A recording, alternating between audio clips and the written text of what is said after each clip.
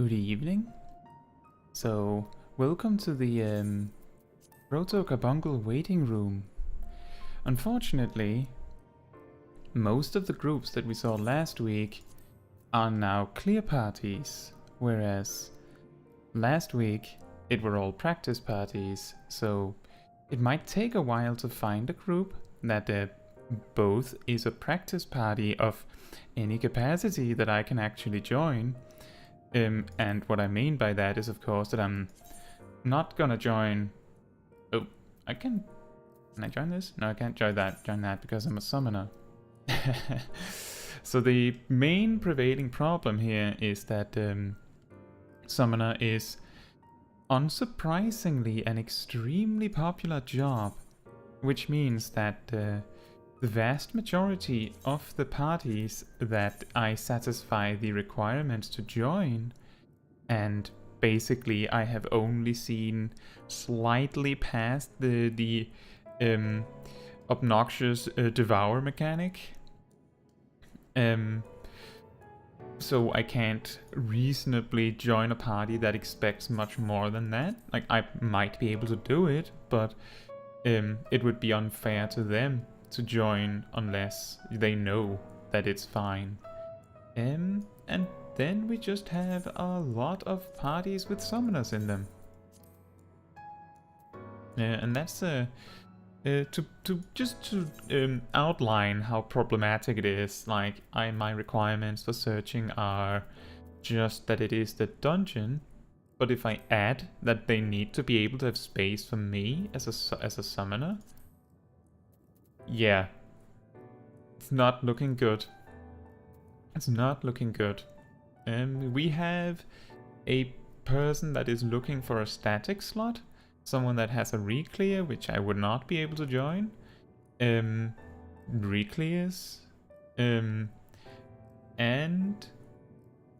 let's see, it's a kill group, so I wouldn't reasonably able to join that one either.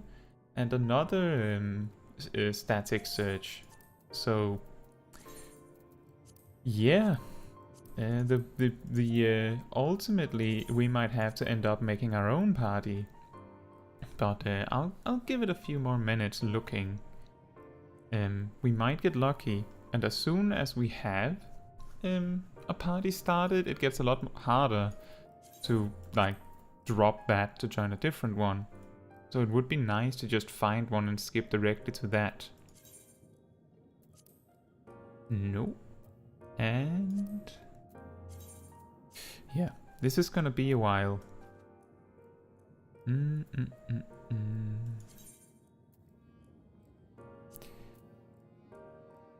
Yeah, my gear is good enough that I could easily buy gear for like subbing in as a red mage instead, but I have a feeling that that's not gonna change much.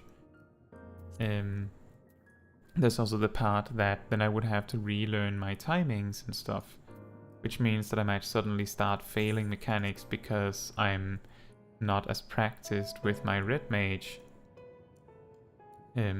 For better or worse.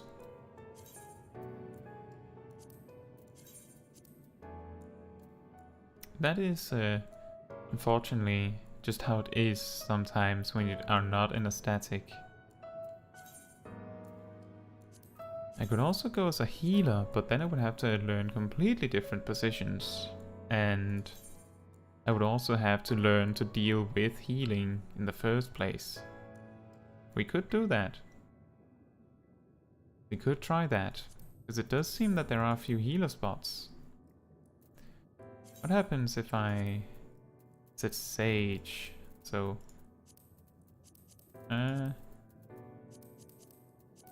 like this and this. Then what happens? And if I remove the summoner again? Wait, if I remove the Sage again, then we have nothing. Right.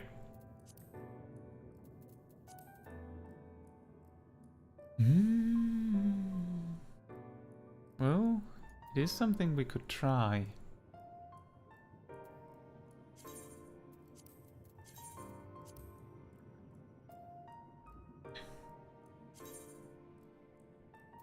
We could try that.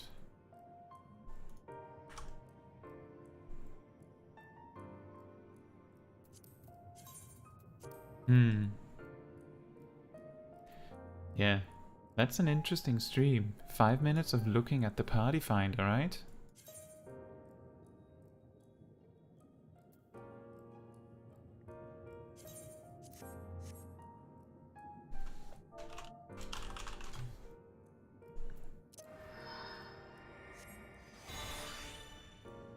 I wonder if they're gonna not want me to be here because we're going to be missing a ranged physical. I would understand that, but if we are just practicing, this might be fine.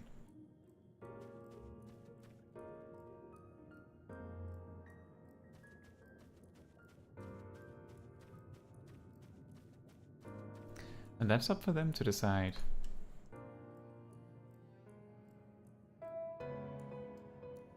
That might be why they're not doing anything. They're discussing whether it's okay.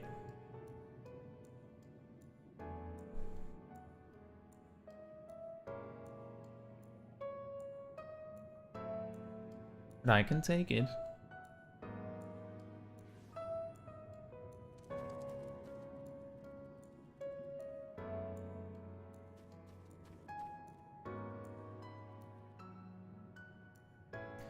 I wonder.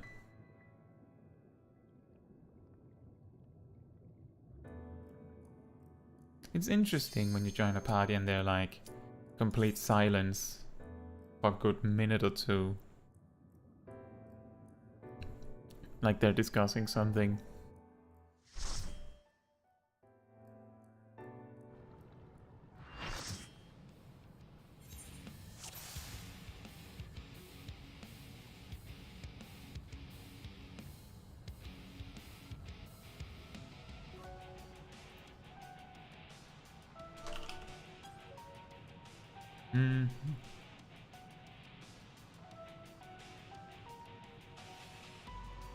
See, ranged 2 is on 4 and counterclockwise. That's convenient. That's where I was last week.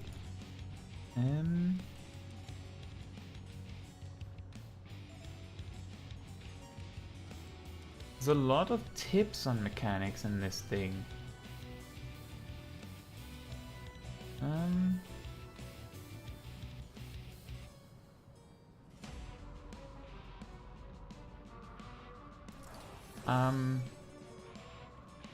That's really strange.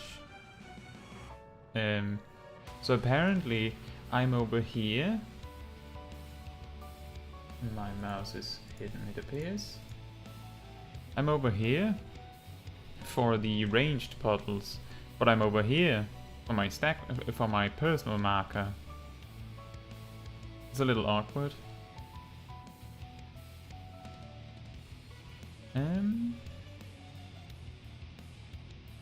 Let's see.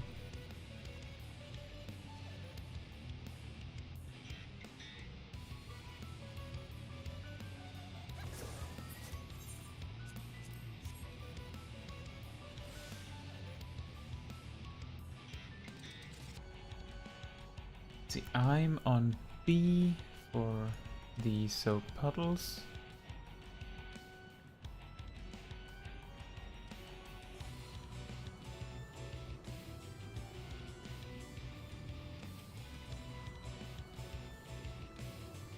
It's really backwards, this. Really backwards. It's weird, specifically, because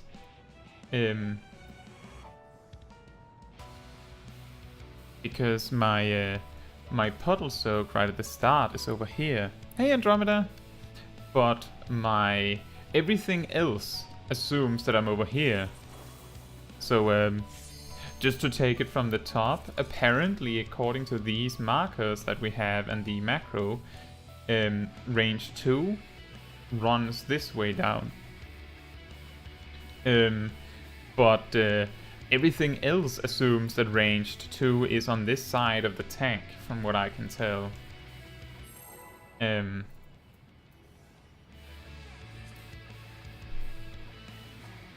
Oh, you just finished your first prog. How did it go? Did you get past Devour?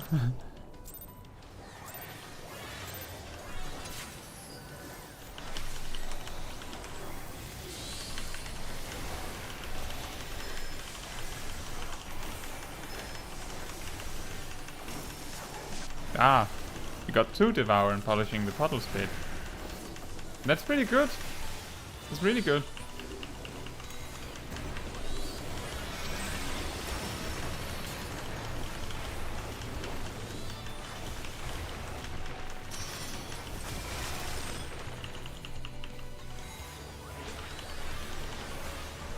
I haven't gotten much further myself, given that the last time I prog was last Wednesday. And the first 10 minutes here we spent on looking for a party that wanted a summoner. A summoner that hasn't gotten much past the that particular mechanic.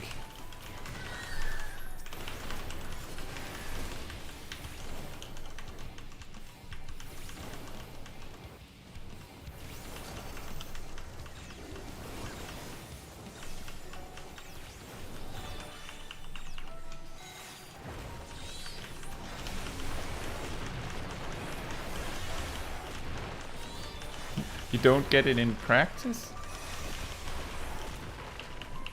Oh, yeah, okay, now I get it.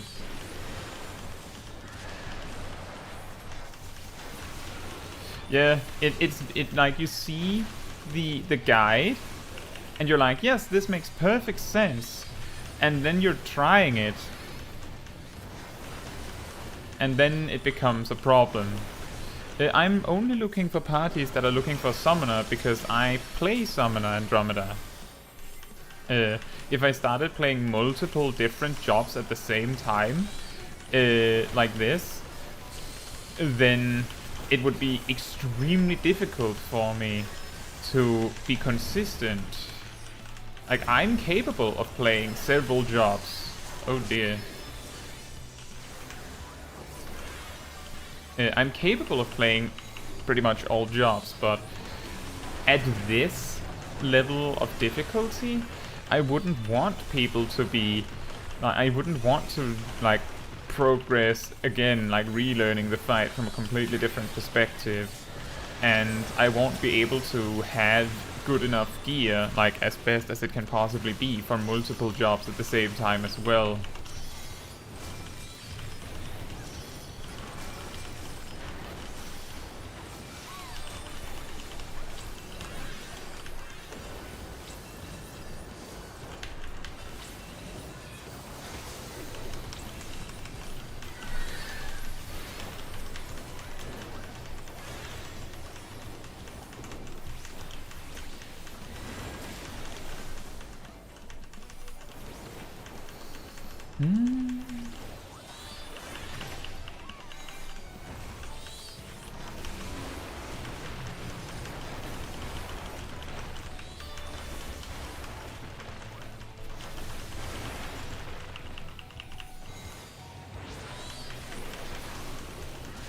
Now that's a lot of damage.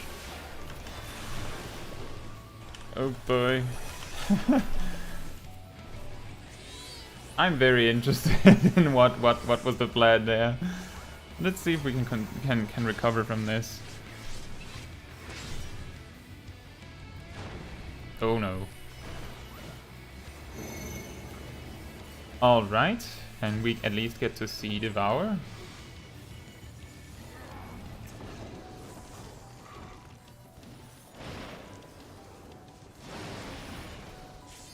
I'll make sure to watch them closely.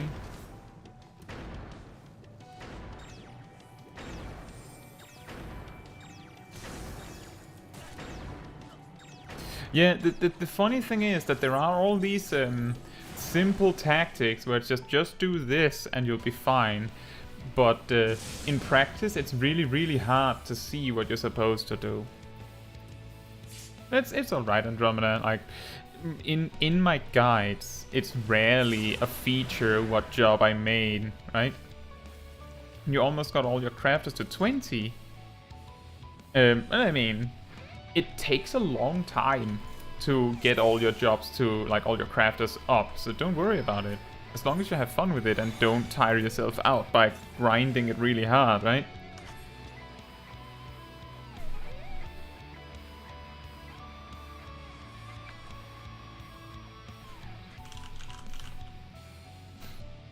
I think that was a good first try, but I wonder if they agree.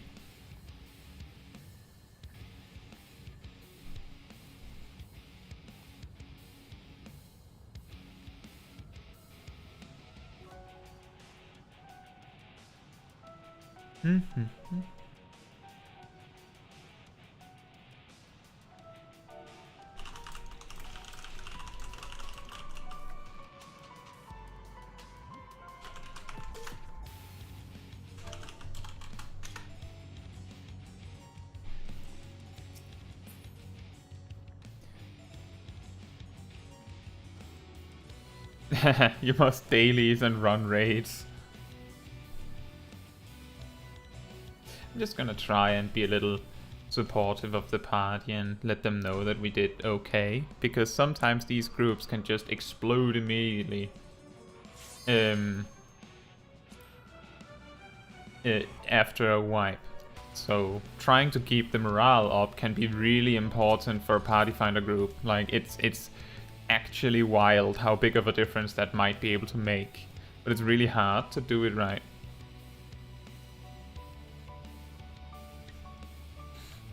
How often does your static raid, Andromeda?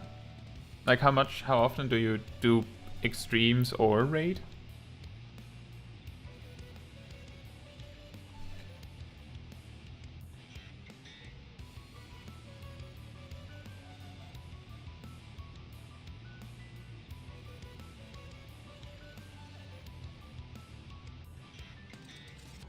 Because that also makes a difference.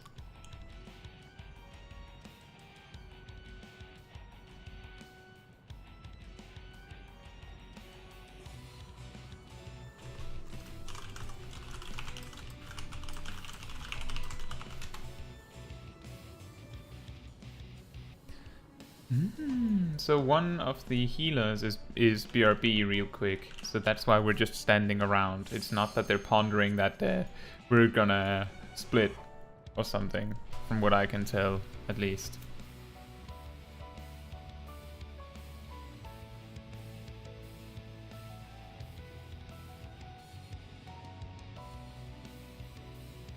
Oh, right, you keep running out of crystals. Okay, now I get it, right. Yeah. Yeah. Yeah, we're not actually talking. There's if the party starts talking strats, I usually try to like mention every now and then what's being talked about, because I realize that you can't see the chat because I'm hiding it intentionally. But there was not actually any talking. It was just everyone sitting in silence. A little weird. Yeah, Andromeda, how often do you raid?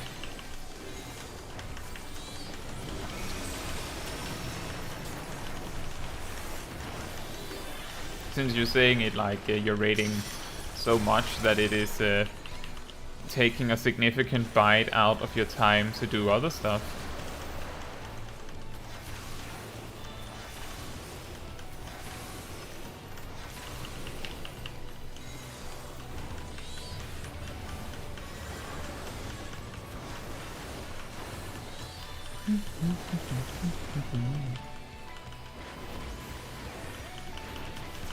Oh, wait a minute. I'm supposed to be at 4 in a moment.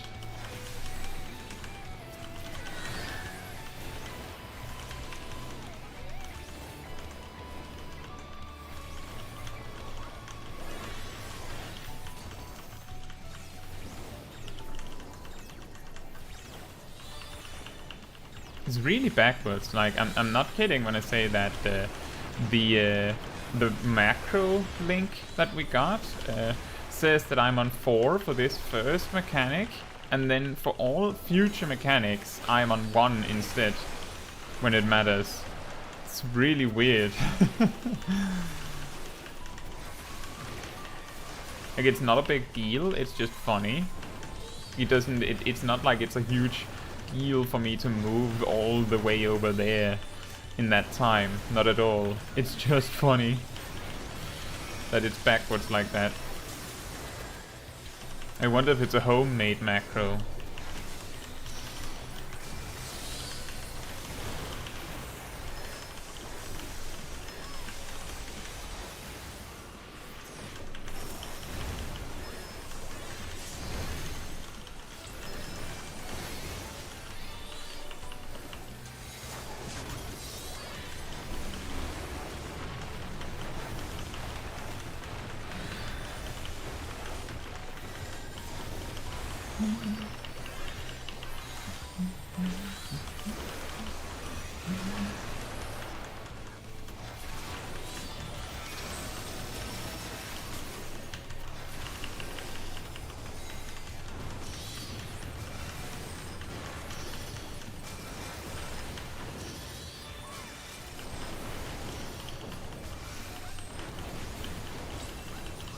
Okay, I think I got it.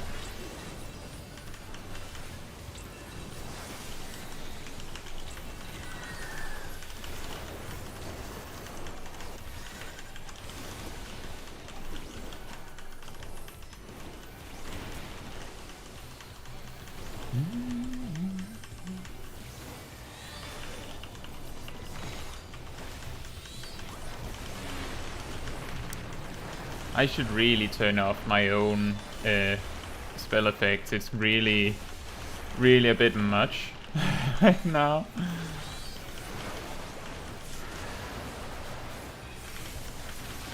Oh dear. Where's... Why was the healer over there? Did they die beforehand?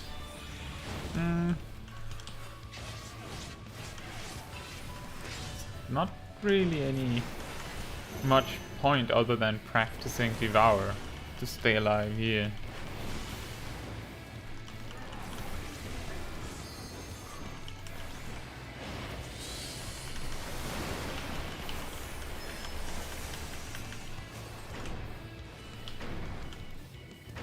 Let me just focus here on looking for a sec. That's gonna go off. I had really big problems seeing anything because of my effects.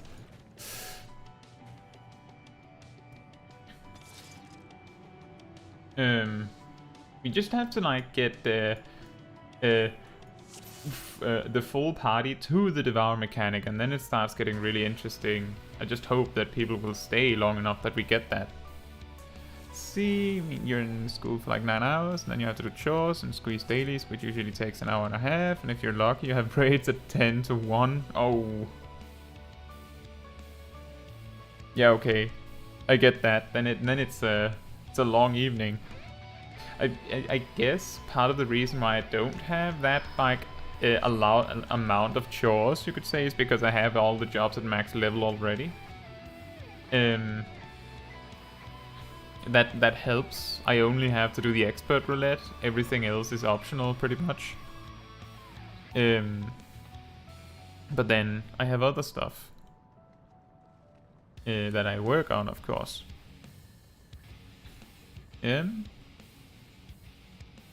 I don't know why we're standing here like this again, but I'm guessing it's one of the healers taking a moment again. I don't know. The black mage is amazing. Is it he's keeping up the rotation, or he looks serious. He's ready.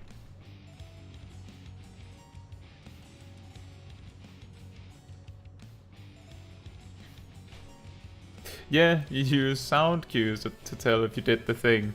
Yeah, you know, if you thought that that's bad, a lot of the abilities that summoners use don't even have a sound cue if you make the effects invisible.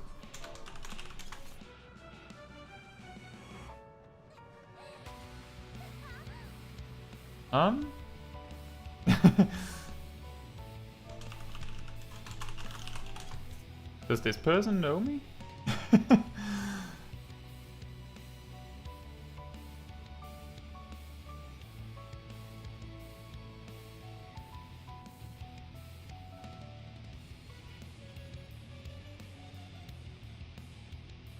Yep, well, the way that I work it is mostly that I just click the attack sequence. Like, I talked about this a little bit in last week's Savage Raid streams. I think it was on the Tuesday. I don't think you were there much then. I just click the attack sequence. The only time where you have to, where you might stray from the specific order.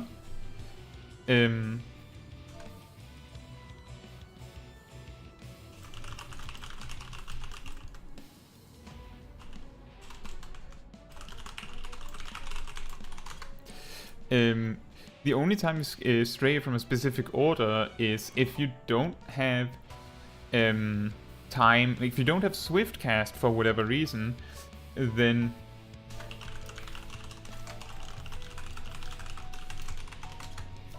if you don't have swift cast for whatever reason, that could be you used it for something else, or you got to that part in the rotation faster for some reason. That could be spell speed related.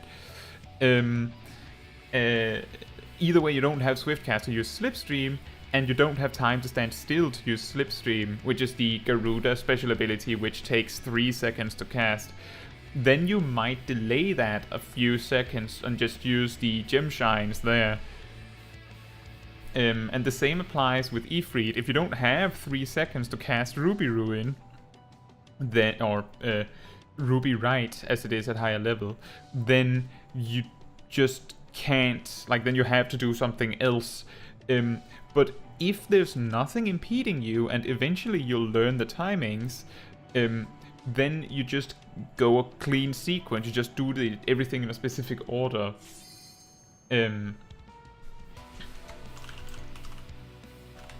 So just to reiterate, just to explain what's happening in the chat. So some of the people are, of course, a party that they formed preemptively, so they're presumably in voice chat or in free company chat or link shell chat or something, explaining to each other how the devour mechanic works, which is completely understandable. It looks like we have a safety nacho, or what it is that people call it now. Oh, whoops. I messed up my cast order there. But yeah, basically, you can hear a lot of the attacks coming out now, but there are some of the attacks that just are completely silent. I believe most of the primal attacks are completely silent, for instance.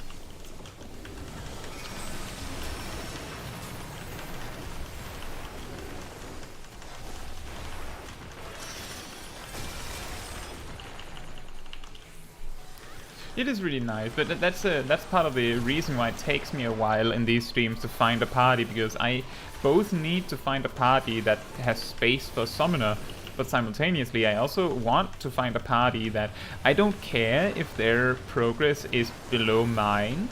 What I do care about is that they don't mind that things can get a little difficult. Like, I'd rather want a chill party that wants to play for a full hour than a super sweaty tryhard party that disbands after 3 tries because they didn't progress to the part they wanted to progress to.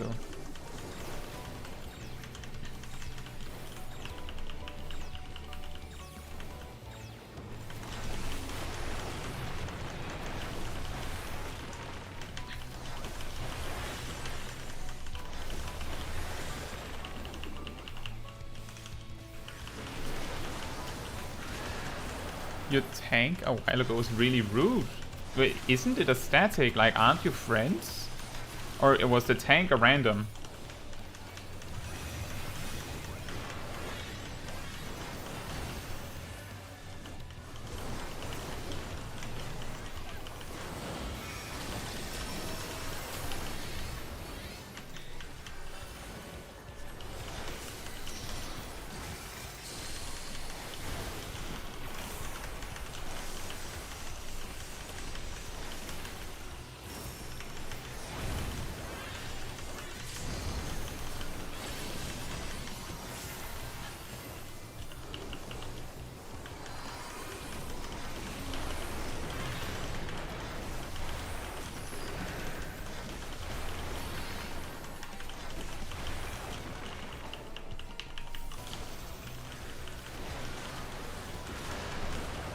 And Tangowalu just kept typing heals.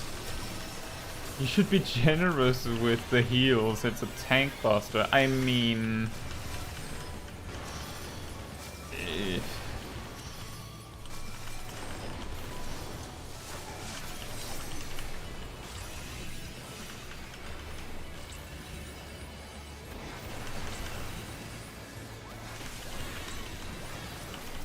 see, if you paid very close attention right there, I took a huge risk trying to get my ruby right off in time there, because it had to be then or it would just not happen.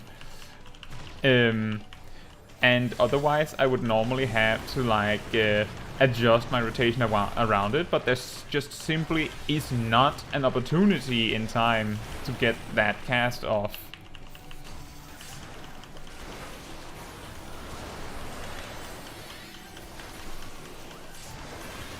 Oh no.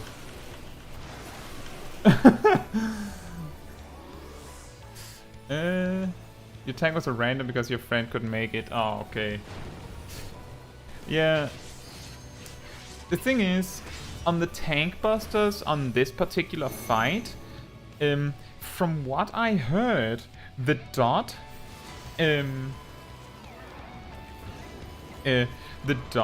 does, according to some people, I don't know how reliable that source is, but according to some people, the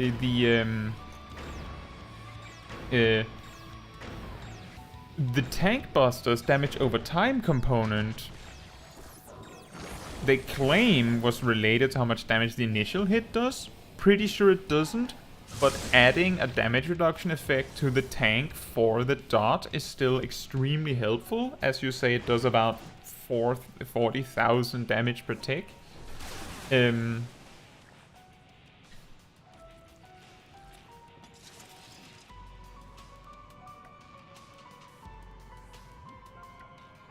I'm lucky with, what do you mean? With the crystals or with the puddles?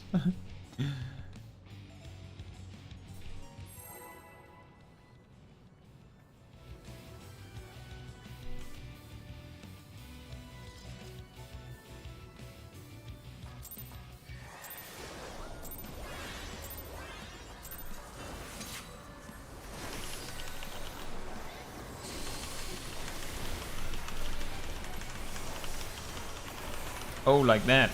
Well, it's mostly a matter of being extremely knowledgeable about how long things take. I have, on some of the previous tries here, had to skip that ruby right, because I didn't think I would make it, only to find out that I could totally have made it. That's the first time we get the difficult configuration on this mechanic.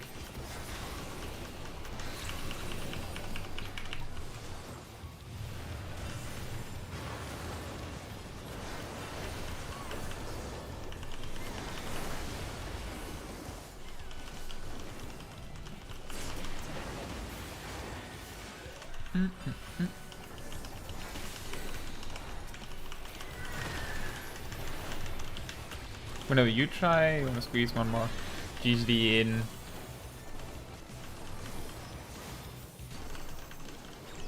You get clipped.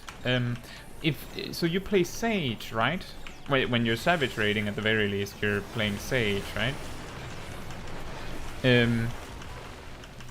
My best tip there is, do you know how to slide cast Andromeda? Or at the very least, do you know the concept of slide casting? Like how you're supposed to do it and such? Yeah, so all healers, their basic attack move thing, it takes 1.5 seconds to cast. So around the last half a second of that cast, you can slide cast it.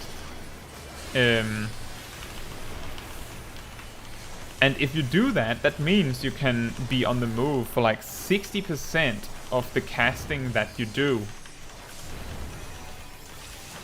Uh-oh.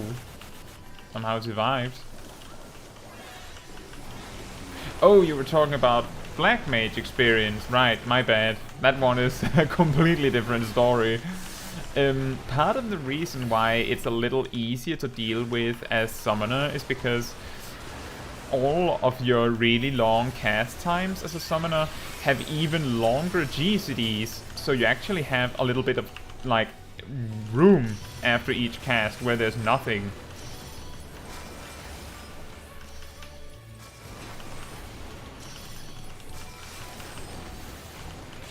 Oh, dear.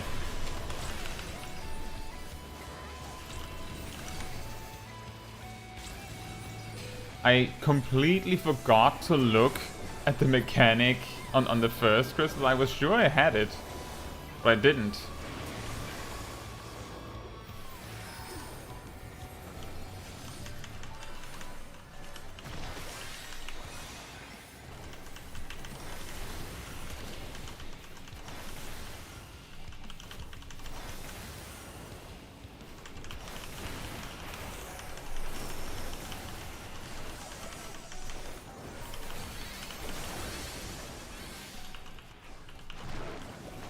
I need to be closer. I should not stand directly on top of the marker for that. Tail to claw.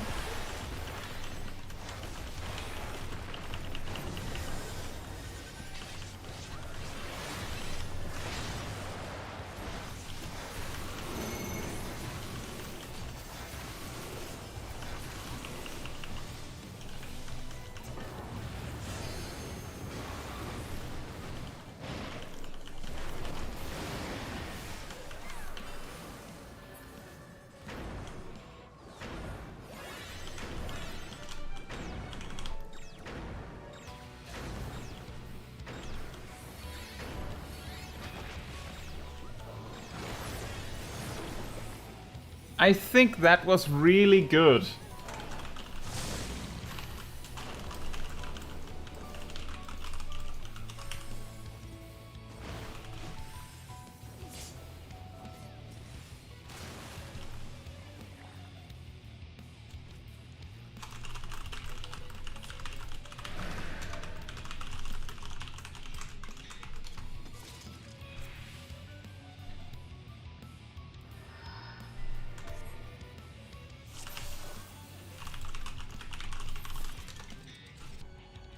See, saw a technique where you put an emote on your hotbar. When you can press it, it means you can move.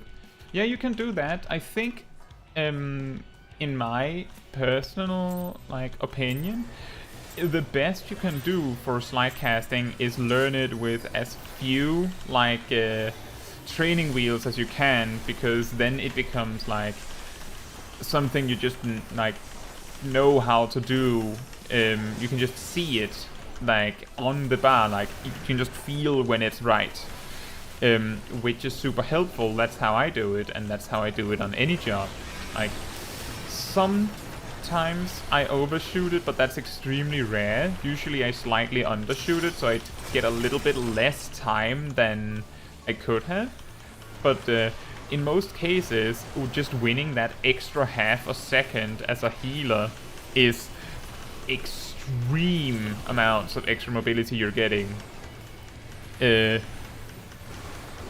that's why I suggested that specifically for healers. I believe I might have said in a guide at some... Whoops. I didn't look at the fact that the tank moved.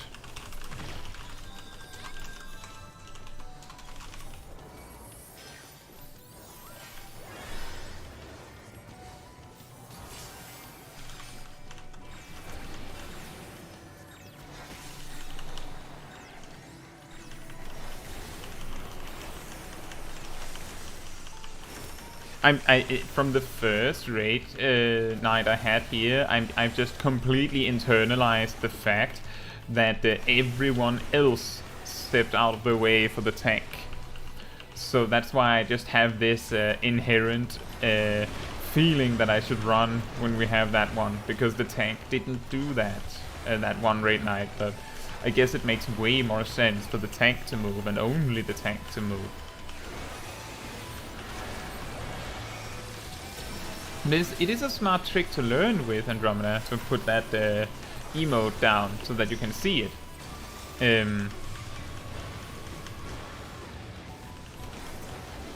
We're getting a lot of the nice configuration.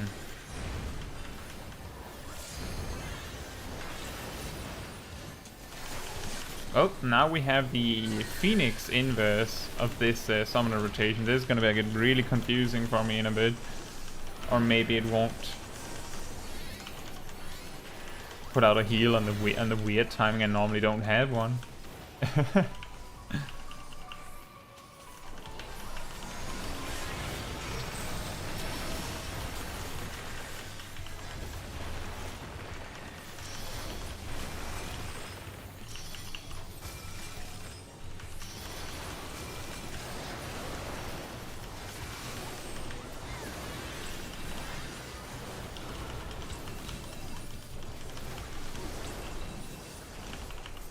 There we are. A useful macro for Sage.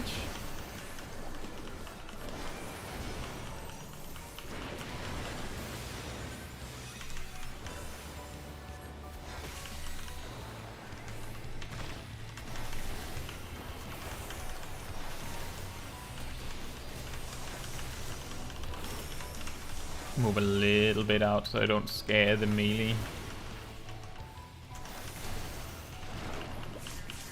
Oh boy. Oh, that's a lot of damage.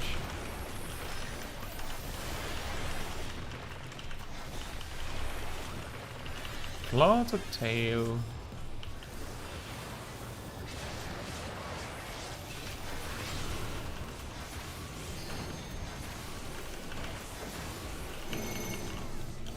Okay. We go to the opposite. It's a zigzag.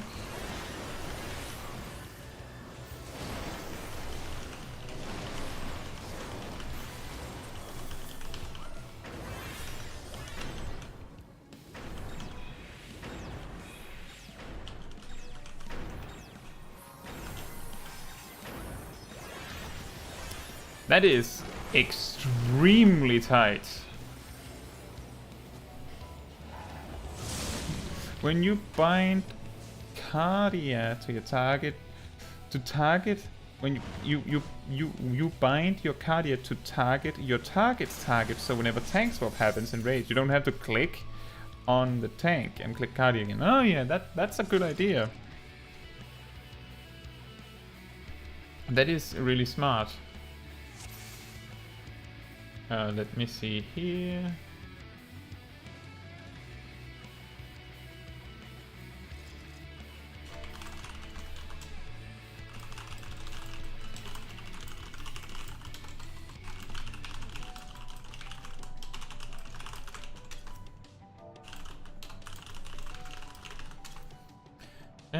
What is it they're sending the macro for? Oh, now I have to watch really quickly. It did say B.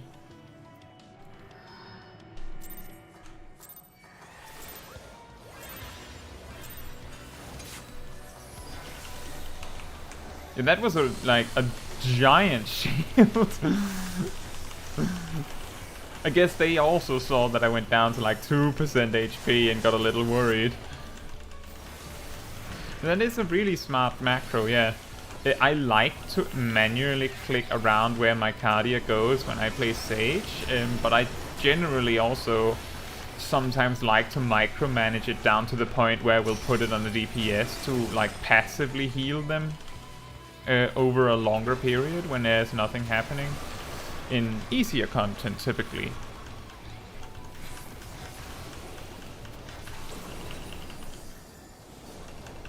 Well, if he's not going to, if I don't have to move, then I can very casually fire off all of my spells here and not worry.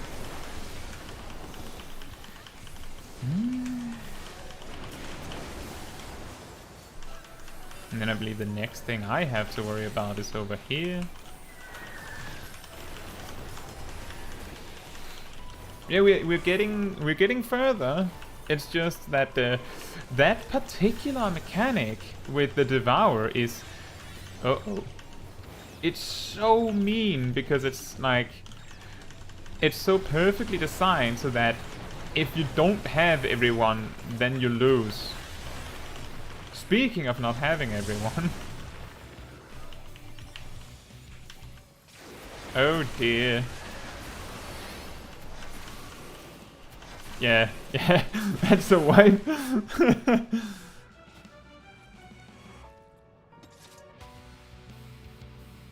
Yeah, the classic. I don't want to heal you manually just because you didn't dodge the mechanic in that. So you just put the Cardia down instead, like similar to a region. It's really nice, especially in something like an Alliance raid or normal raids. And I do like to play Sage in easier content. I can tell you that while I was looking for a party, it took long enough finding a party that had space for a summoner that I very much considered going as Sage. Mainly because that is my best secondary right now. Like, that's the best I have if I'm not playing summoner. But ultimately I did find a party that had space for me.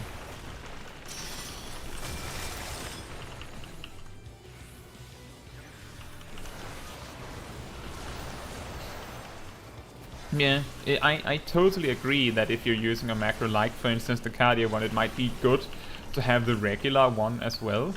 I think I would agree on that for pretty much anything that you have a macro for. It might be a good idea to have the regular version as well if the macro targets in an unusual way.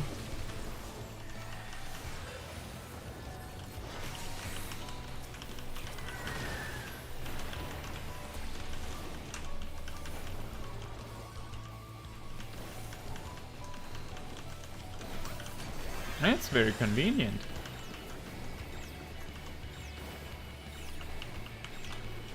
I feel like I'm getting this particular spot for this puddle mechanic the majority of the time, like right on top of the marker.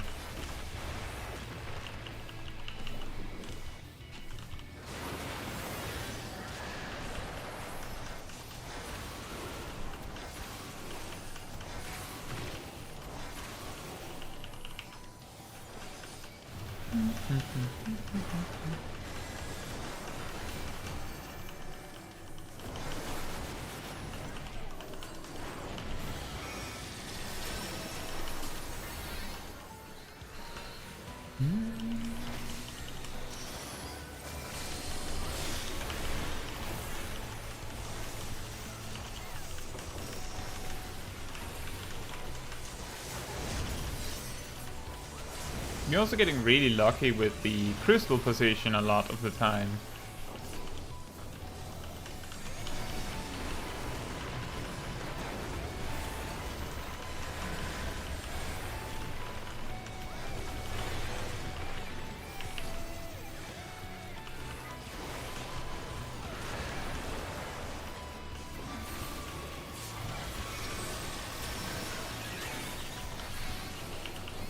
And then we have the cluster. And I'm in the right spot already.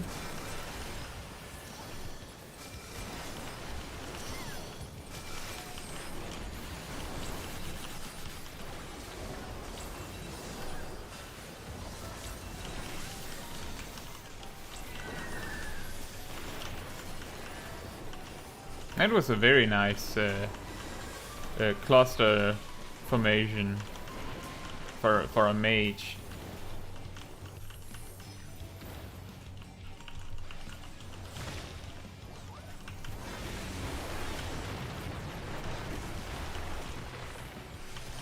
Nope, Surge.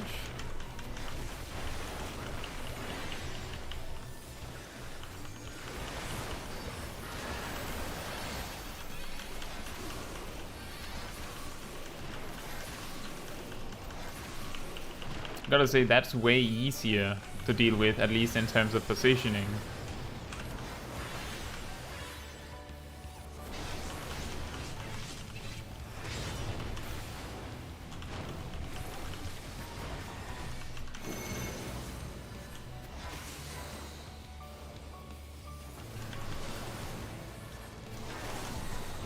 Right, that's the circle.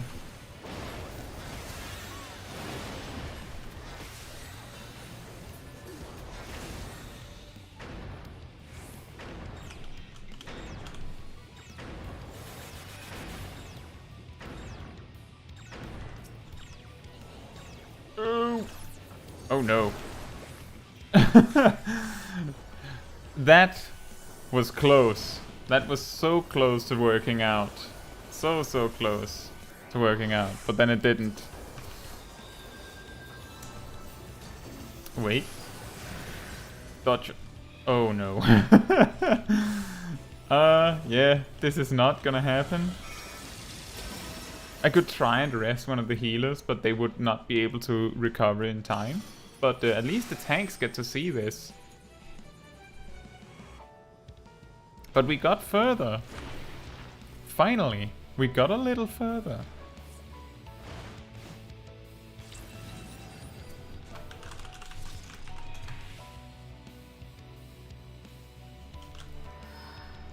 Yeah, it looks really awesome when you get it right.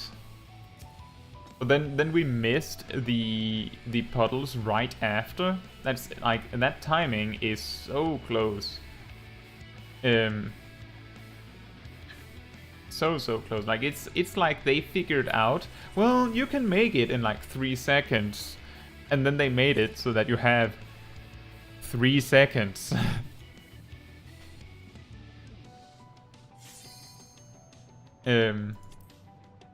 Really strict.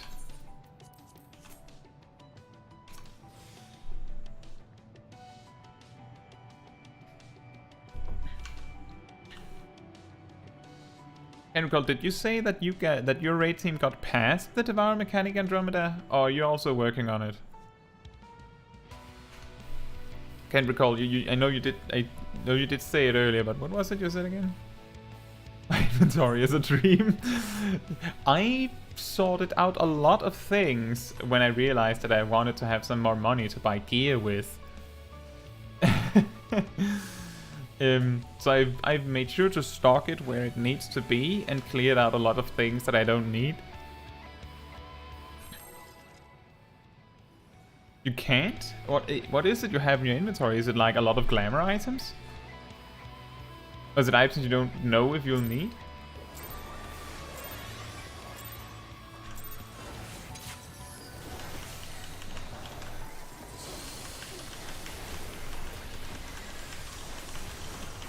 It is not easy to clear your inventory, especially if you're not sure about what items you have and what items you want and don't want.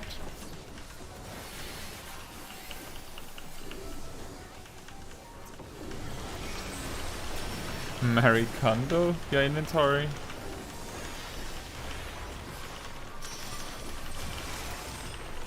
I feel like that's a reference that I maybe should have known. I'm not sure. Is that the book about cleaning your house, like empty, like throwing away things you don't need?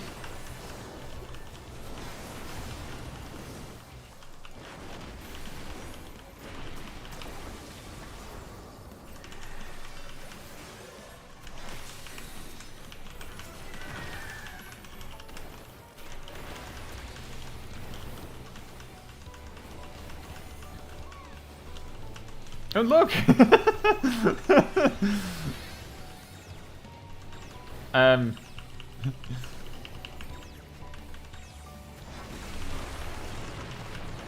Weird stuff like tomes and loot and food, like crafting materials. All right.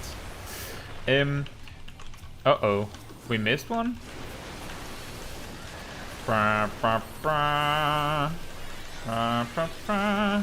Oh, everyone survived. This is not the kill try anyway, so the damage down doesn't matter. As long as everyone lives, it'll be fine. Throw out the things that don't spark joy. I mean, that animal skin in your inventory that you picked up at level 5 probably doesn't spark a lot of joy.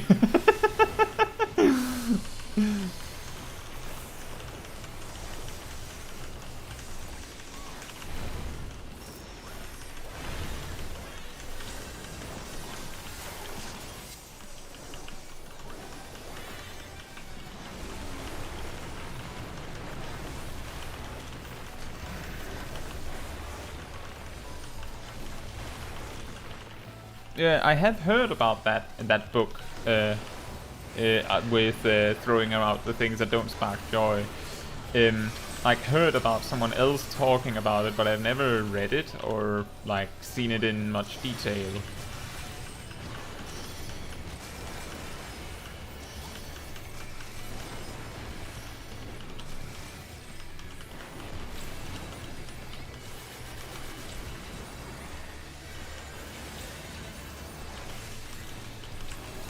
Oh boy. That was a timely super polite, I have to say. One second later and it might have been a death.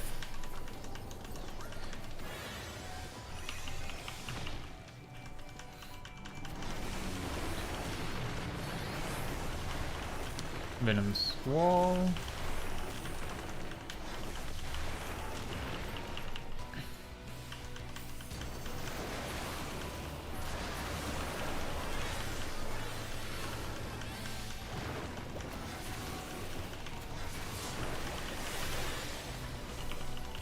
Claw to tail.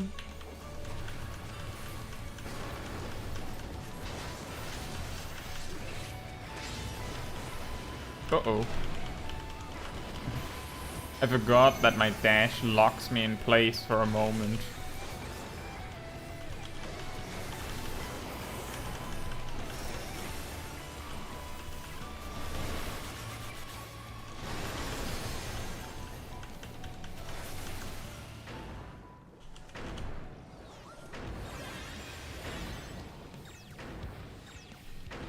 The extreme confidence to just walk casually over to your spot. Uh-oh. Womp, womp, womp.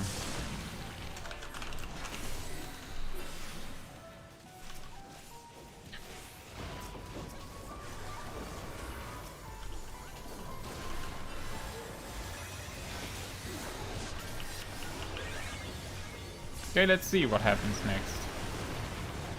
Rubic Glow. Ow. Oh, and then we have to find our healers. Where's my healer? So who takes the far one? No, that is not the thing that you want. That's not the thing that you want to do.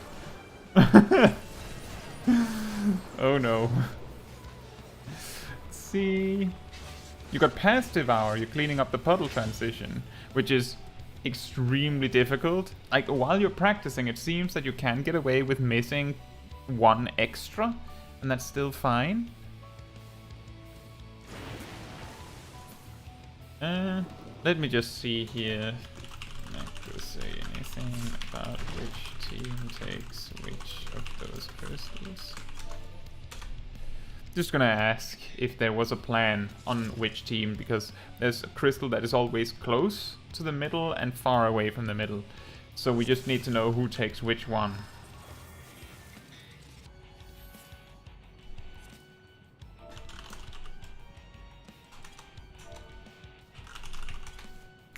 Yeah, so that's the first time I got that far. And actually got to interact with the mechanic. Yeah, Andromeda, just to take one example of what you can do, you say you have a lot of crafting materials. Do you need the crafting materials? Like, is it because you're using them for leveling your your crafters right now?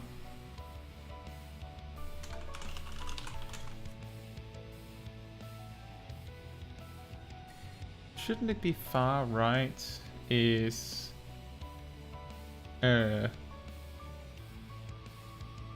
so the way that we have it down is that Team 1 is the healer 1, melee 1, ranged 1, and the main tank. They're taking the close one, like the one near the center, and healer 2, off tank, melee 2, and range 2 are taking the one off to the side. But it seemed like there was a little problem with getting an overview. Like, the reason why we didn't succeed at the mechanic wasn't exactly related to whether we got the like whether we knew which one went where. The problem was that one of the healers went to the completely wrong side of the room, so there was nothing we could do about it. It was way too late by the time that we could have discussed it. They're the ones you got from Diadem, and you couldn't use them because your crafters were non-existent. Well, then, Andromeda, I would say, if you have materials that you don't need now, I would say consider selling them on the market board. Sometimes you'll be able to buy them again later. Hey, Pokeshack! We're having some more Savage Raid progress. How are you tonight? Or today, I'm guessing that it might be like afternoon for you, maybe? I'm not sure. Right now we're waiting for someone in the team having a bio break. So, Lord Razor, you're seeing yourself there. Oh! Are you the ninja?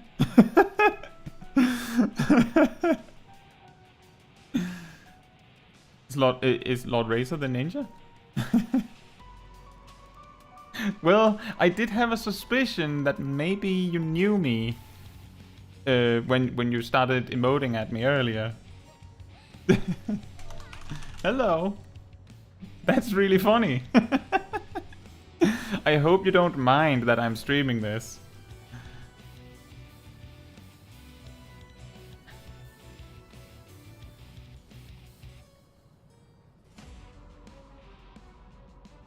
Oh, I'm sorry to hear that, Pokeshack.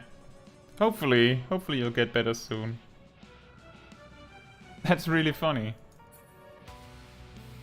Reset fast? Huh? Oh.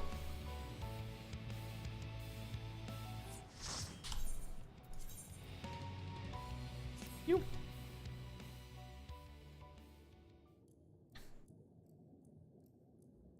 So, Lord Razor, did you randomly find the stream, or is it because you know my channel?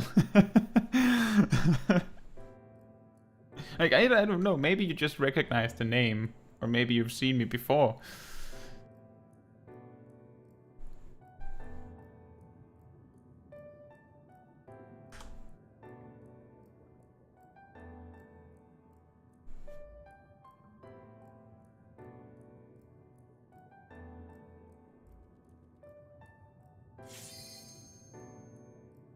Oh! Oh! Oh, and then you're like, wait a minute, he's streaming right now. Well, in case you're interested, I make a lot of guides. Yeah, Andromeda, I have a, you know how you can set a comment, like a little message, on people that inspect you, or like see you in chat? Mine is a huge ad.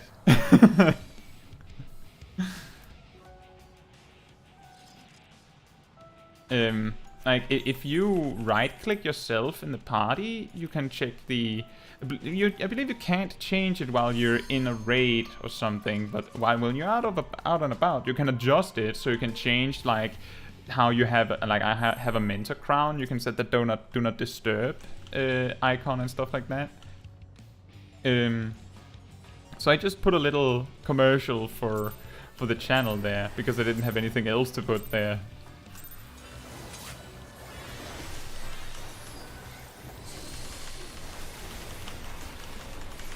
Highest quality Lalafell. I mean, I'd say all Lalafells are highest quality, except for the villainous ones. Gives high quality pets.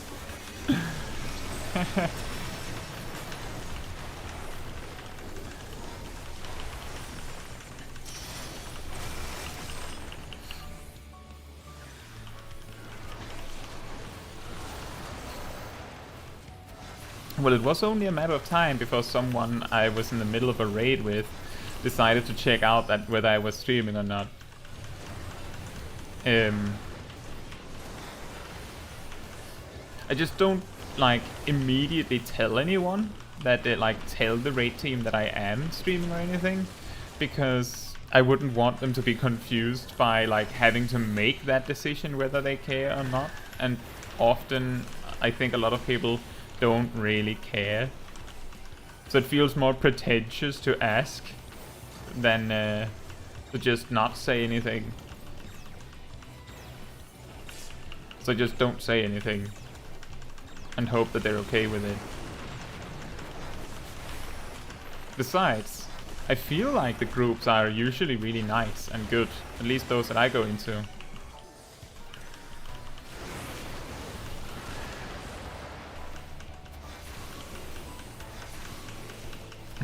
Oh yeah, Lord Lolorito is not a high quality Lalafell.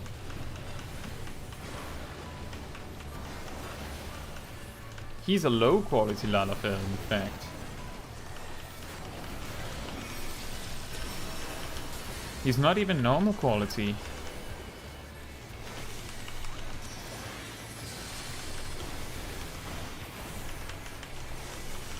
Oh.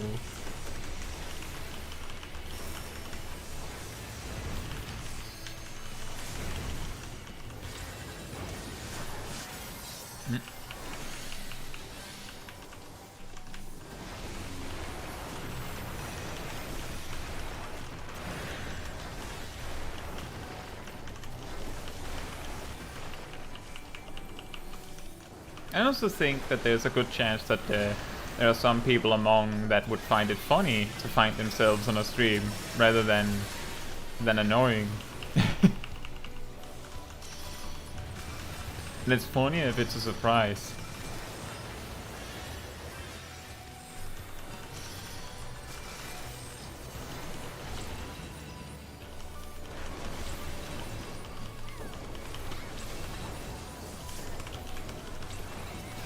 No! I wanted to heal them.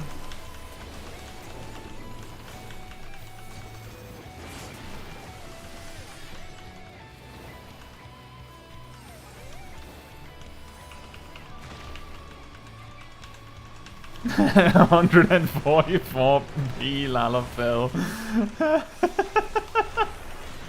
He's just completely pixelated. I think we're not gonna make this. Did the healer disconnect? That's a possibility. They're not reacting to the res at all. Pokeshack says, that reminds me that a friend wants to give you a saddle for 2 and wants us to get married, but it's going to be a girl's wedding, so goodbye to the hip of your masculine order. Well, it's not the worst thing.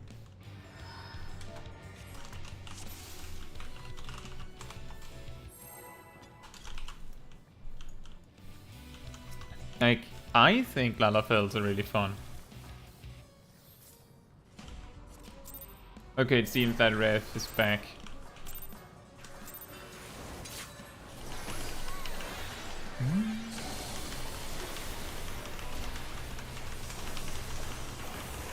Little Dro.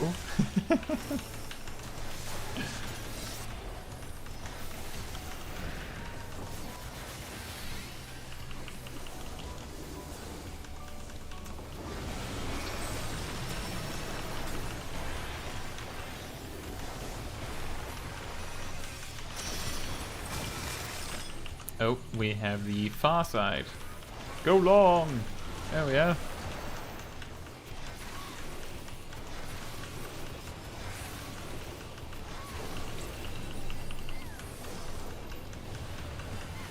Oh, so Pokeshack, your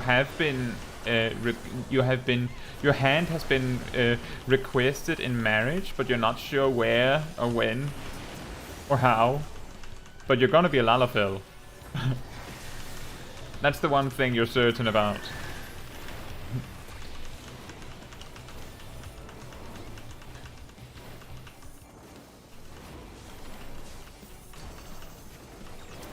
Full focus here. That's mine. That's my healer partner.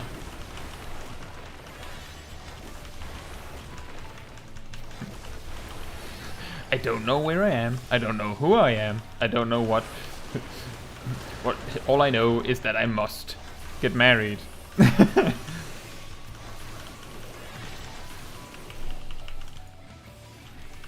then we have the double rush coming up next.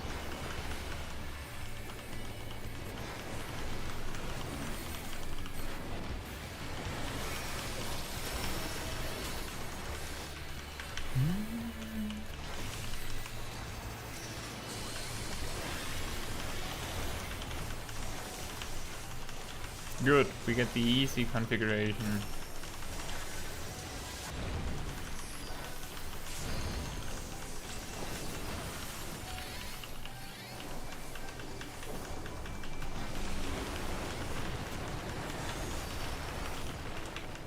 Oh right, you haven't gotten to the part where you can choose the time. You should make sure to do the mission, like the quest line, because you can't actually see what your options are in complete in complete view before you do that, because someone else might have taken the time slot that you want.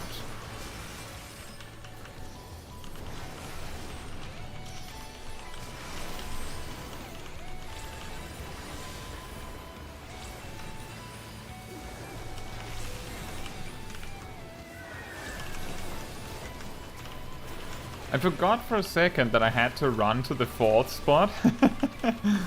Just barely remembered in time.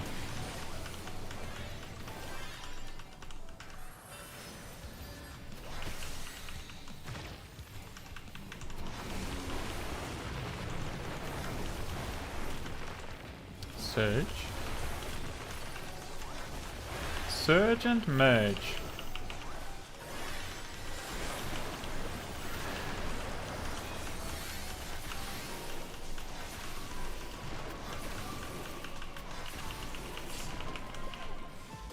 Wall to the wall and search and merge.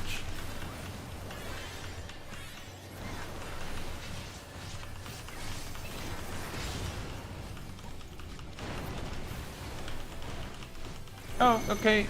Thank you for coming, Andromeda. Good night and have a good class tomorrow.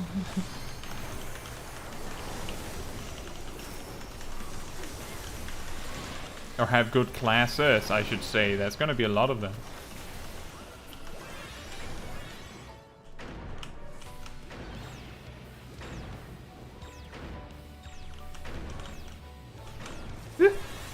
Oh no, got clipped.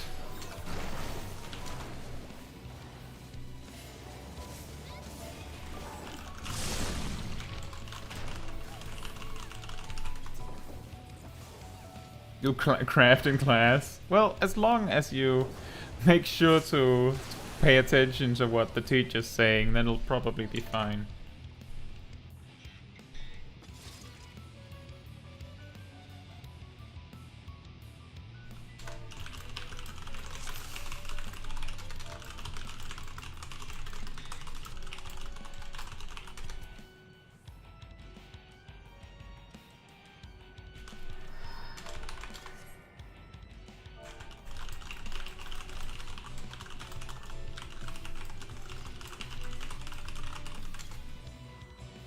Yeah, no, 9 damage. Yeah, it's completely just death. It doesn't even matter which one you get hit by. If you somehow survive, the Protocarbuncle just picks you up and gets rid of you afterwards.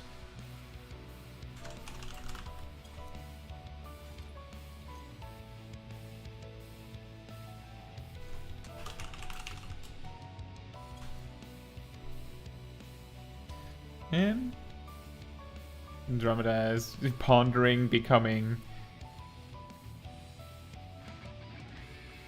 Oh. This is some conversation about changing... about Fantasia purchasing, I see. I don't know who I am, or what I do like this. I only know that I will be small, and that I will have a wedding dress. Well, you do know, Andromeda, you can still choose the suit, if you prefer. Even as a female character.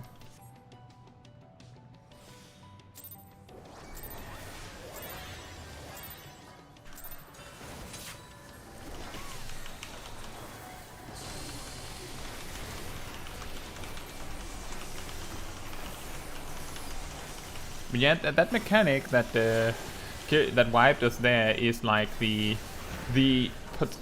considered possibly the hardest mechanic on the boss. It doesn't even matter what comes next. It doesn't even matter what comes next. Because the Devour mechanic alone is that hard to deal with. That if you can make it through that, with a full party still alive, there's a very good chance that you're gonna make it through the rest of the fight, just because you survived that long. Oh, you're gonna be a male Lala. Well, good news, Pokeshack, because a male Lalafell can also get the wedding dress. You can have whatever you like.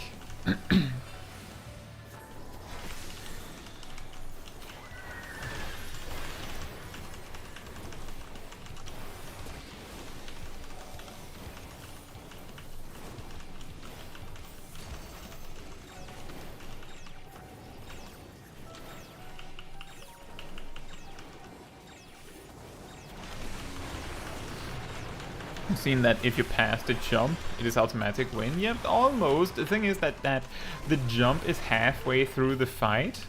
The best way I can explain it is if you've ever done any normal, like trials for instance, or normal raids where there's a mechanic that is particularly brutal, that really takes all you have to get it, and if you make a mistake, it's a wipe. There's a few, very few of them, but those kinds of mechanics often come early in easier content, because if it came much later and didn't include a checkpoint, then it would make the fight far more difficult just by default, because you would have so much more time lost by messing it up.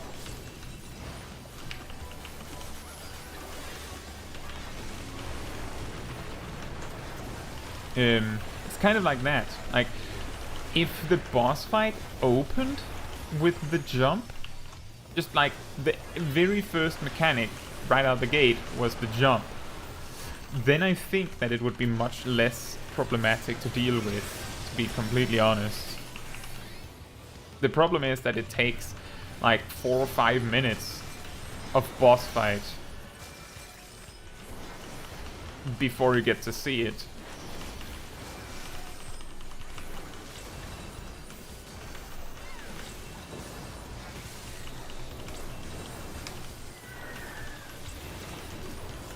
That's really where the problem lies.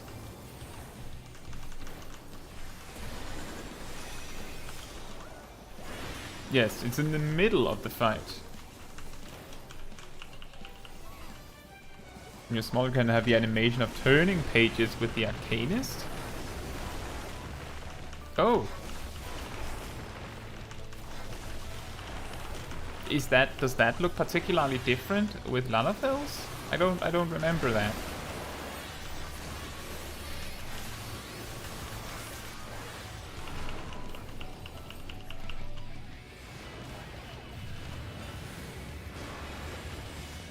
Tail to claw.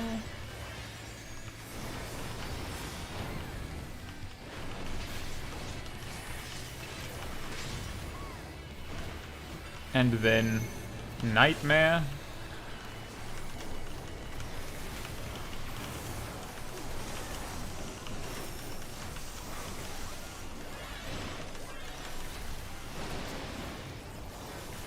We have the circle configuration.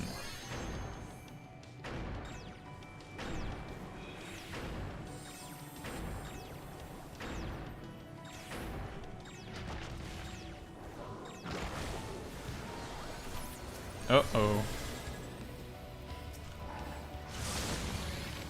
We're not going to be able to kill the lively bait in time, so I'm just gonna use this opportunity to rest some people. Ow.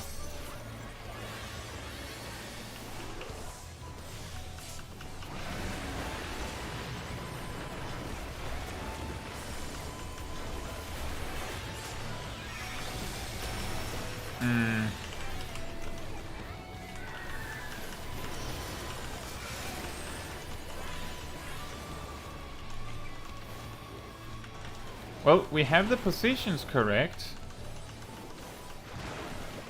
But it didn't matter, because there was only one healer alive, it randomly chose someone else. The Arcanist standby animation makes it move the pages of the book. Oh. Huh. Only the Arcanist, so not the Summoner or Scholar? Is that like that? Huh. Yeah, so many of the AoEs are like, oh, you didn't heal to full before it happened? Oh, then you die.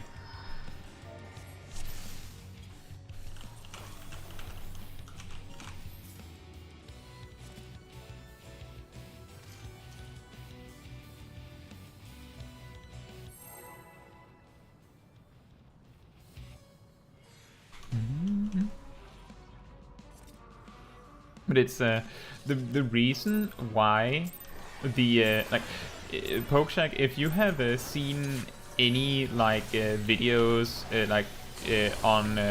on this particular boss, like guide wise, you'll find that there's like, for every guide that covers the entire fight, there's like 3 or 4 guides that cover just the jump mechanic, like just the jump.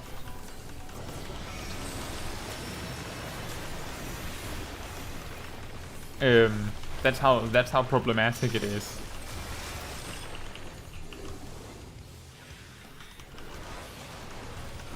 And you say you think Summoner and Scholar, but Arcanist is just to say one thing. Oh, okay, the standby with the book. Oh, okay. I don't know if it looks particularly different with Lalafels, but I don't know for certain, and I don't know when we'll see it. Maybe one day we'll see it on Small Guy. Who knows when that'll be? For now, we're still a Dragoon.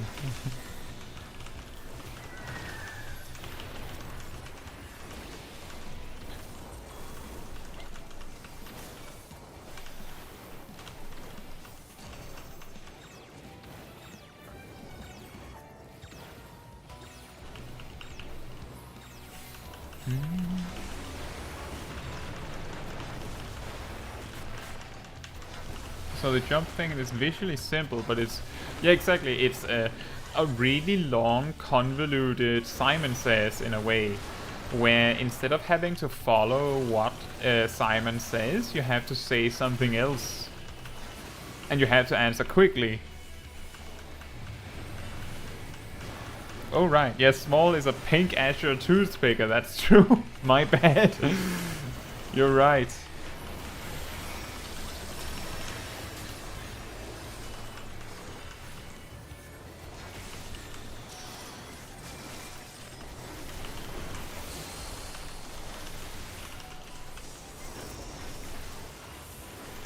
Oh, I think I casted that way too early.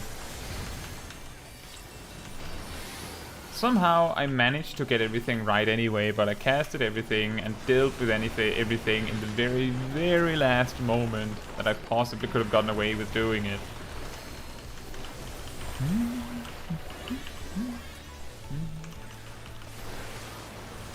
More Ruby Glow.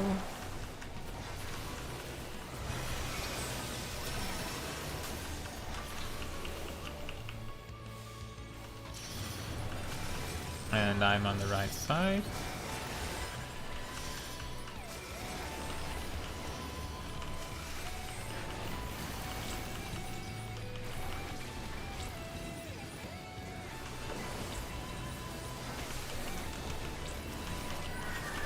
And heal the tank a little bit.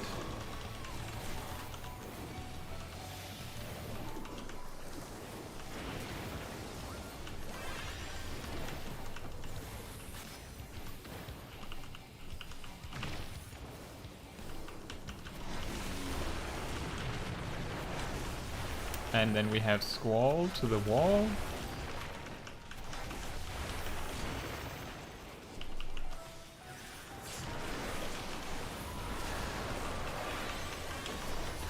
Oh boy.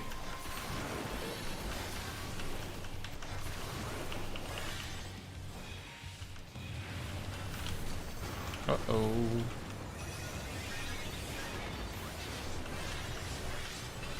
I feel like I might have completely missed a cast of energy drain. I feel like I did. So I'm happy that this isn't a kill try, and just more practice.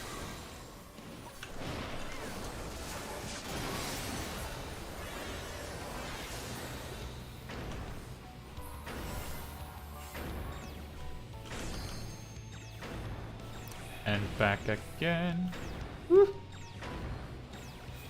Sprint. Did we get it? I think we got it right this time.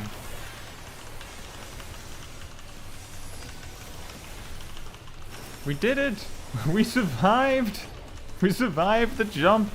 And everyone's alive.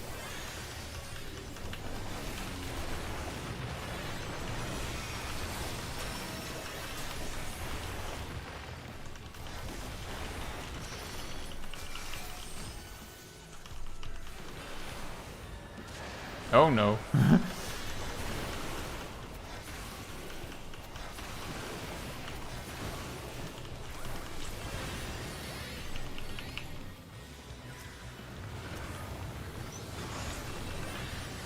That's the easier configuration.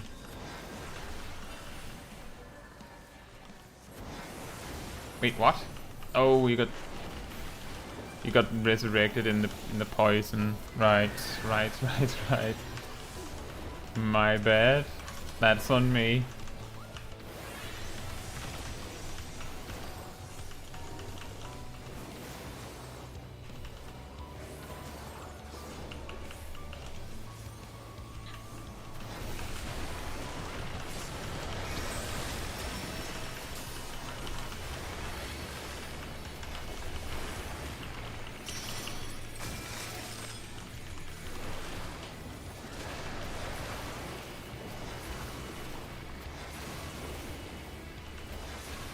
Right. This is bad.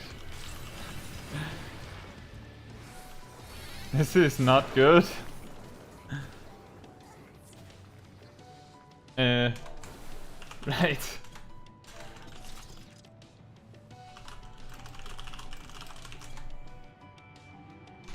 So that one is a little combo of mechanics. Hello, Will. Welcome, how are you? And Pokeshack says the mechanic that I understood the least was that with the 4 rooms, which is another Simon says with the stones, we never managed to visually discern which are the safe rooms. So the order that the crystals spawn in is the order that they're going to explode in. So in that with the 4 rooms, it's gonna put down 1 in 2 rooms, and then it's gonna put down in the 2 opposite rooms, and then it's gonna put down in 3 rooms. And the way you do that is you check which one it didn't drop anything in, instead of counting where it did. And then the 4th one is going to be the one on the opposite end to that one. Oh, hey Dr. Wario, so you're here too. What's going on? We're doing some Savage ratings. We're doing P5S with Party Finder, and there is a good chance that our ninja friend here is either still in the stream or they hopped off to focus. Either way is understandable. But we're just progressing with a Party Finder group that is really chill, so we're just trying to learn. It's a very high chance that some of them are explaining how to deal with that mechanic right about now.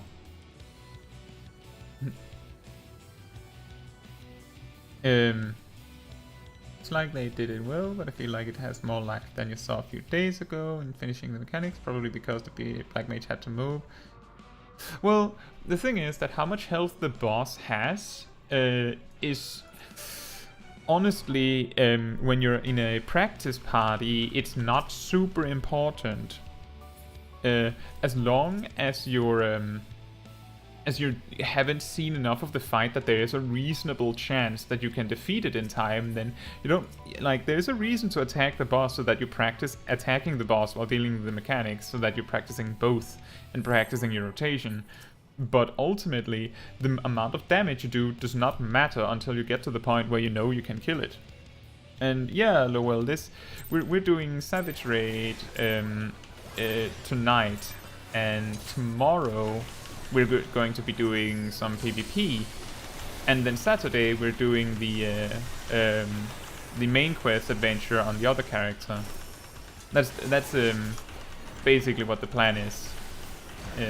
I'm probably going to be going on for at least an hour and a half more if I can. It depends a little bit on when this party says they're done. But that is the plan for tonight.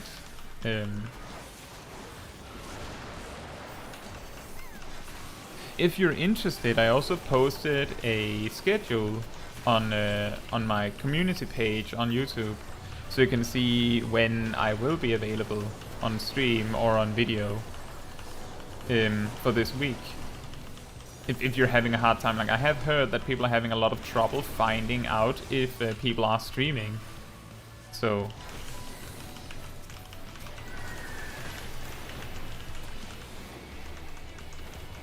but yeah, that is the plan for tonight.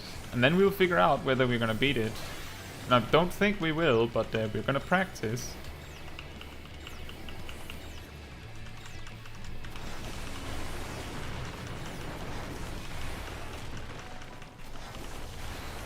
And you're welcome to ask if you're curious about any of the mechanics on screen and stuff. Like just like Pokeshak said, it didn't quite get the 4 rooms thing. I can, for the most part, explain what each mechanic is and how to deal with it. So if it doesn't really make sense what we're doing, then you're welcome to ask. I'm sure that would make it more interesting to watch.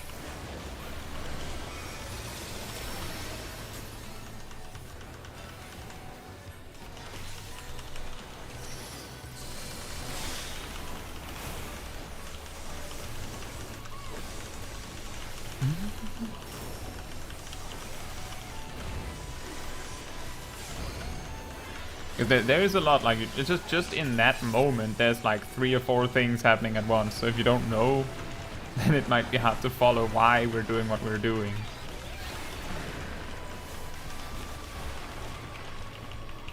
Oh yeah, how are you, Dr. Wario? You also just popped in out of nowhere at the same time as Lou will.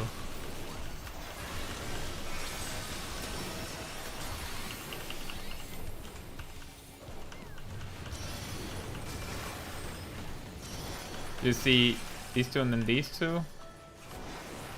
And then that one is the safe.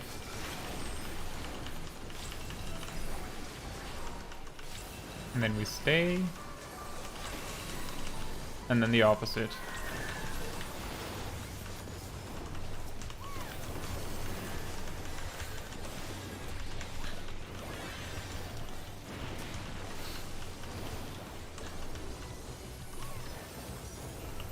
But actually, speaking of that PvP stream tomorrow, I decided to plan that instead, because I feel like a lot of people don't want to... okay, we search, we merge. Don't want to watch Savage Raiding because it might be... oh, whoops. Oh dear. It might spoil them to something they haven't seen yet. I confused myself a lot there. Ran in early. But it seems like we just barely didn't mess up. Only myself.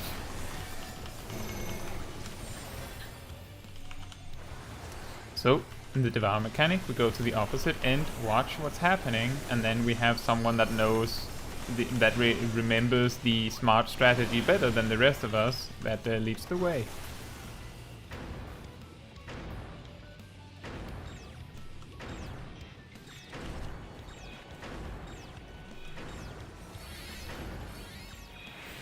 Run! Think we got it? Looks like we got it.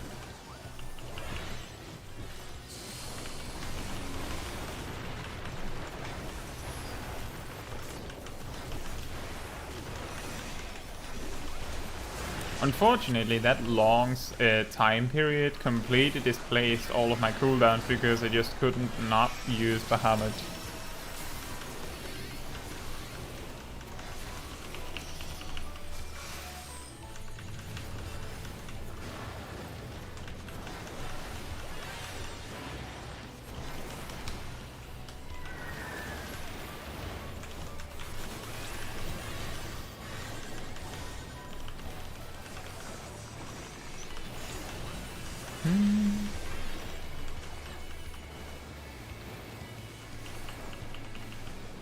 But yeah, I planned the PvP stream tomorrow because it was something that I feel like a lot more people can like join together around without feeling like they might get spoiled by mechanics or feel like they don't understand what's happening and stuff like that. So I felt like it was more inclusive than just doing Savage twice. What's the easiest tank to play right now? I would say that it's absolutely the warrior that is the easiest to play right now. What? What's happening?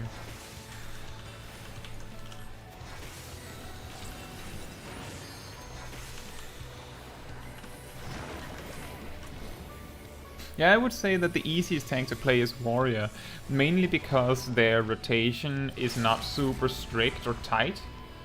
You can the only like real timings you need to worry about is using Upheaval on cooldown, managing your onslaught stacks, keeping your Storm's Eye, oh, I can't remember what the buff is called specifically now, but the thing you get from Storm's Eye. And then using Inner Release on cooldown and managing that. Of course, also managing your resources like Infuriate, but compared to the other tanks, the Warrior's damaging rotation is much simpler.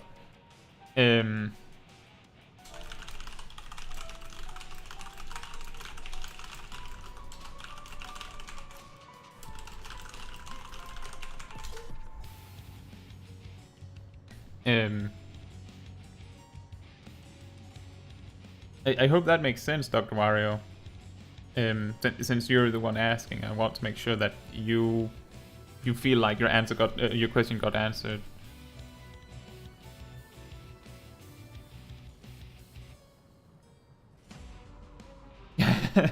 Yeah, I've heard that one before. Type really fast. I have a lot of practice writing really, really fast.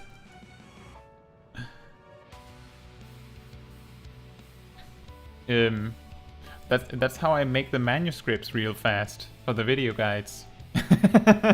No, that they take a long time because I need to think a lot about making sure I get things right. Pink makes them go faster than the average aura. Yeah, I'm like the orcs from Warhammer. It's just pink makes it go faster. Pink types faster.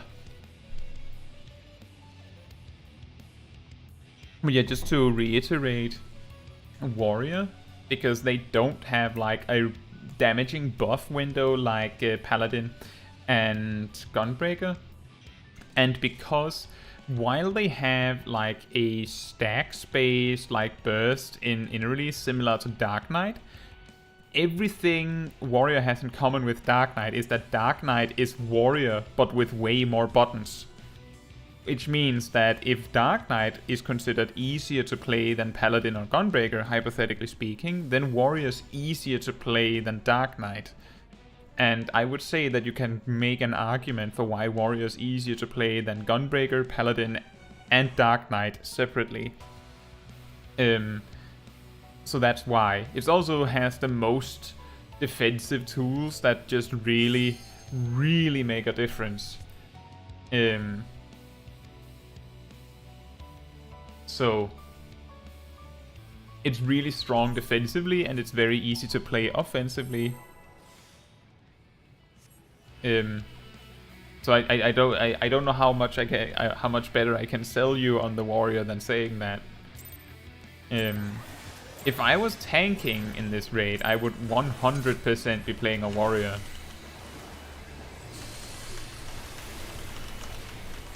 I have heard that Warrior's doing really well in this tier because of the direct hit changes as well, but I haven't seen anything about that specifically. You sold it. Okay, perfect.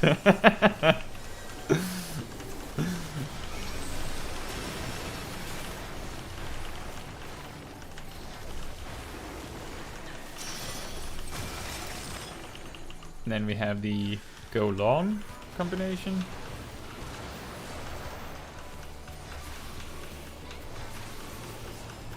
Question for the Lord of Pink Math. Is it currently more worth to give the dance partner to a warrior than to another dancer or a DPS? I would say if you go into a party where like in a dungeon, for instance, where you have 2 dancers, a tank and a healer, then I think if you can coordinate things like devilment, like your non-stacking damage cooldowns, also technical step and things like that, if you can coordinate it so you don't overlap those with the other dancer, namely devilment, because that will be shared with your dance partner, you can make sure those don't overlap, then it's probably better to share with your with the other dancer. If you can't manage to do that, which is the most likely scenario, then it might potentially possibly be better to have one dancer partner up with the healer and one dancer partner up with the tank. But I can't say for sure. The reason why it's a little uncertain is because I believe the standard step itself, like the regular buff, does stack with the other one. So 2 dancers can standard step each other and it works just fine. But everything else does not stack. I would say in a full party, you should, as a dancer, always partner up with a DPS. Always with a DPS. If you have 2 dancers, then make sure you're not partnering with the same other DPS, because that doesn't work. That just doesn't work.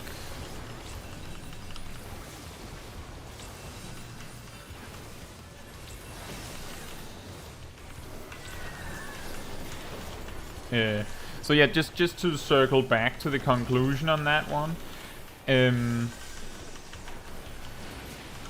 In most cases, you should always dance partner a DPS. Like in 99% of the scenarios, where it really matters and makes a difference. Squall to the wall.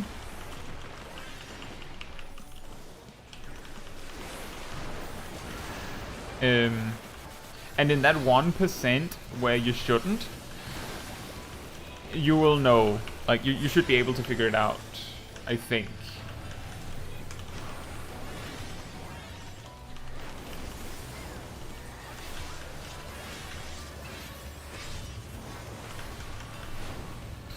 Okay, we have pretty good time to work this, because I'm just gonna sit on Bahamut.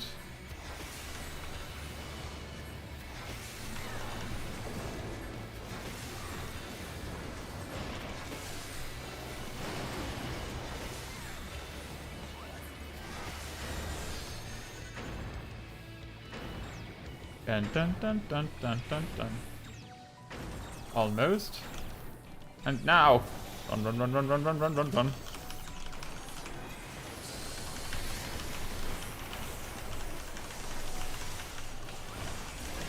Now we go to the hyper focus because we got further.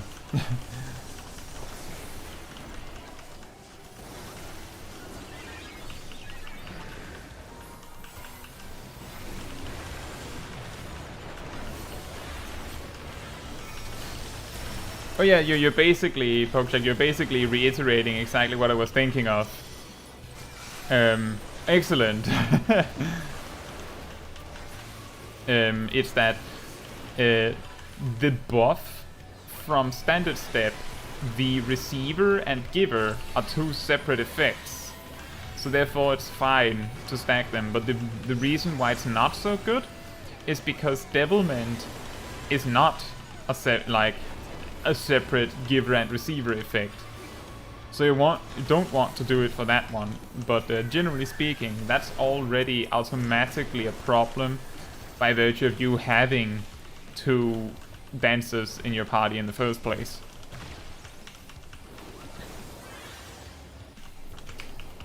And yeah, I also really like to play warrior. It makes it very easy to just focus on the boss mechanics and stuff like that, and nothing else. And I also feel like summoner has that same benefit, that because the rotation is, in my opinion, super simple, it's very easy to just focus on getting the mechanics right.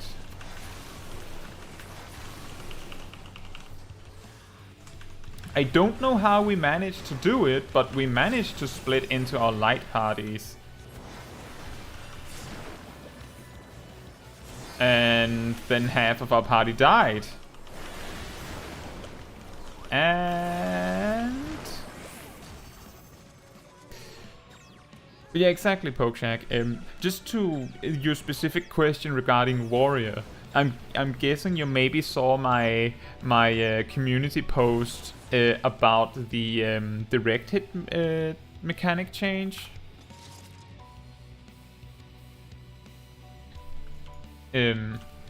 That maybe Devilment becomes a good thing for warriors because of how it interacts with their toolkit. I don't know. I would say that there is maybe, hypothetically, I'm not saying that it is the case, but I'm saying that it is a possibility that maybe giving Devilment to the warrior right in the opener, like right at the start of a fight, might be useful, maybe, but I don't think that dancers optimally like to move their close position around, and actually right now I don't think that it would be smart.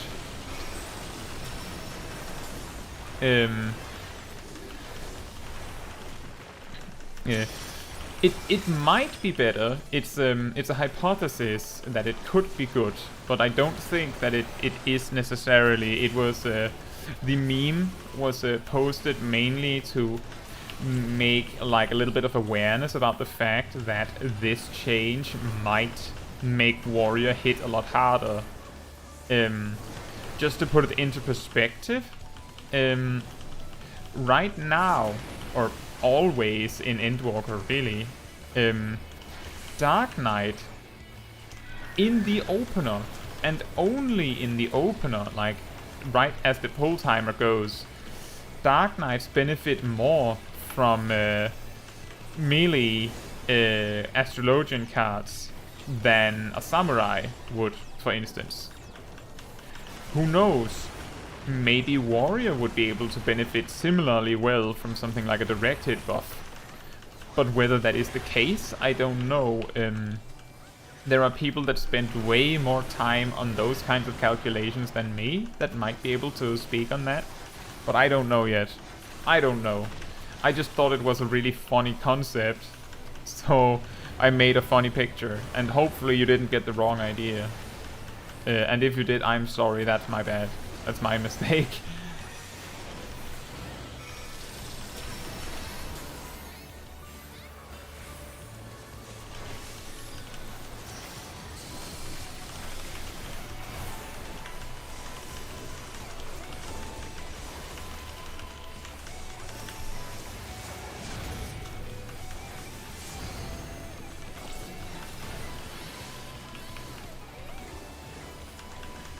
It seems that now the Dark Knight has earned your card. Oh.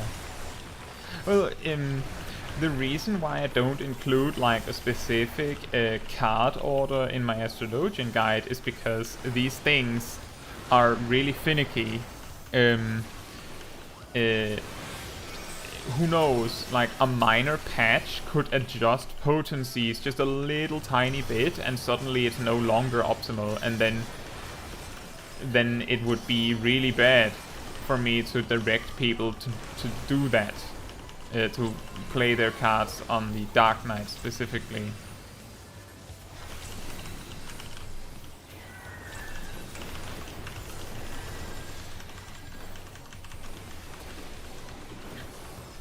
Okay, you hadn't thought too much about it. Well, it's a genuine question. And I thought about it too. Now you were talking about it, like, actually, maybe there was some change, but I don't know. As I said, I don't know for certain. I can try and look into it, but I think there's a much higher chance that the Warriors have made research on it than Dancers having made research on it.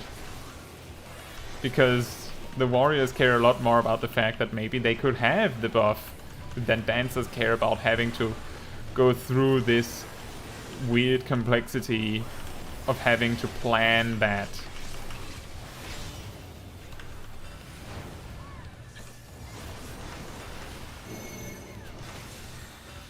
Here you go.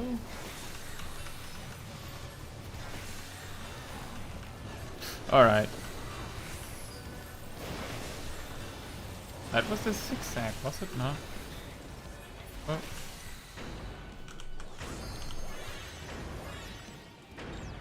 I'm gonna sprint. I feel like I started a bit late on the movement. Dun, dun, dun, dun, dun, dun, dun, dun. Got it, and let's go.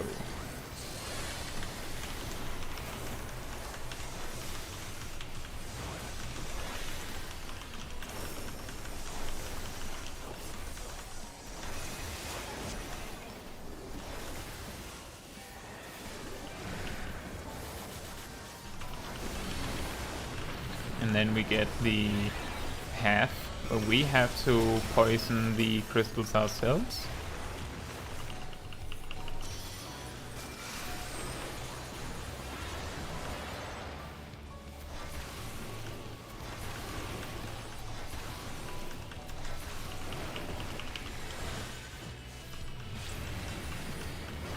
What scares me a lot here is that I have not seen the boss cast the much harder of the two abilities it can cast for this particular phase. I'd rather practice that one as well. No free company. No, I haven't really done Savage Raiding with a free company, but I don't have a static. No, so this is Party Finder. But these people are cool, so I mean... if that's what your question is.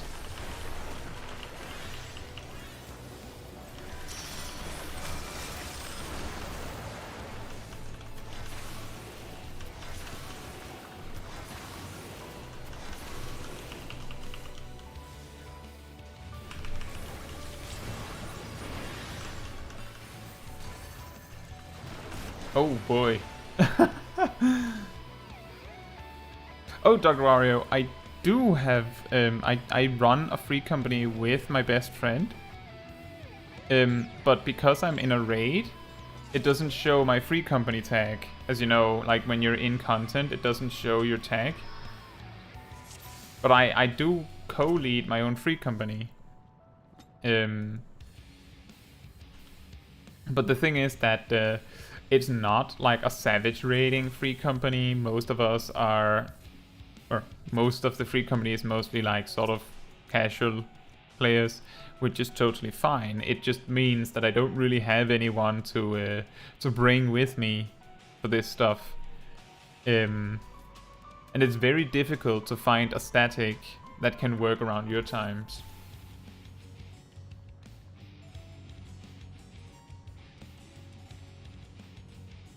Oh, so they're mentioning that they're raiding tomorrow too, specifically to me.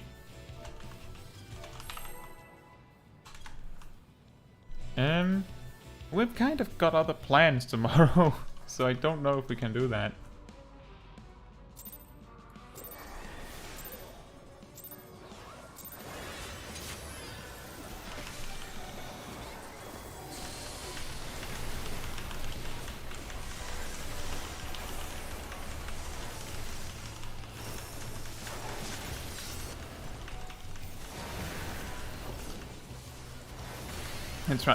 You're also trying to find a static yourself. Yeah, but I totally understand it. This is really, really difficult and very time consuming, and not everyone has time to like invest like that. And I get that. I'm not like the biggest Savage Raider myself.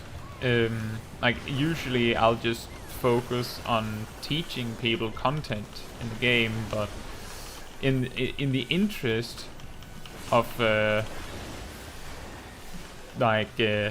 of learning this, and also you could say entertainment, I'm Savage Raiding on stream.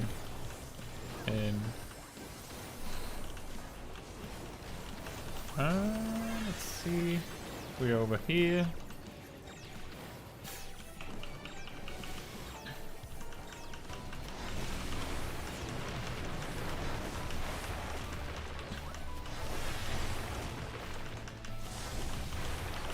I wonder if this is like a 7-person static.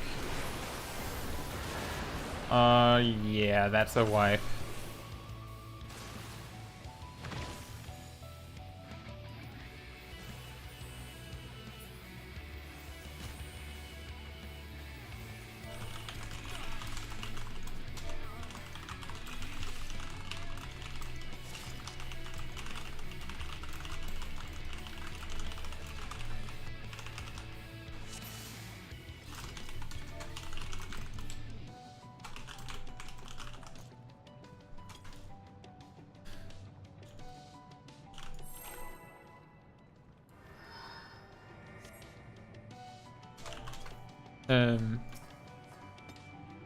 Yeah, it is really difficult.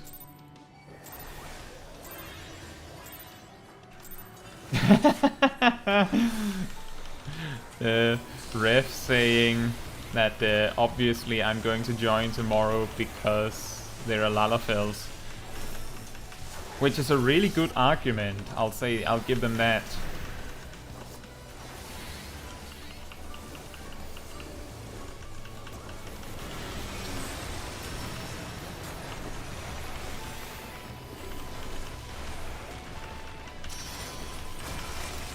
Whoop.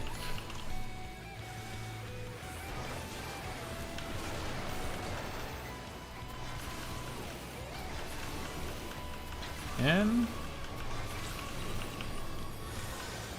yeah, I've never claimed that it is easy to find a static myself. I think I said in the I believe it was the Savage Raid preparation guide that finding a static can be harder than beating a Savage Raid boss in and of itself. Which I think is absolutely the case. Because you both need to find people that you like work well with and that have a similar playing schedule as yourself and are as motivated as you, and they have decided to have raid nights at a time that works for you. It's so many things at once.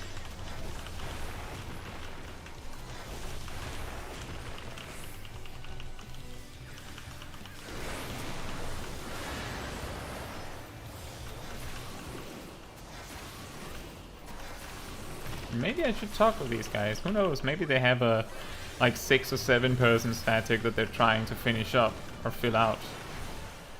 And then maybe we have something to work with.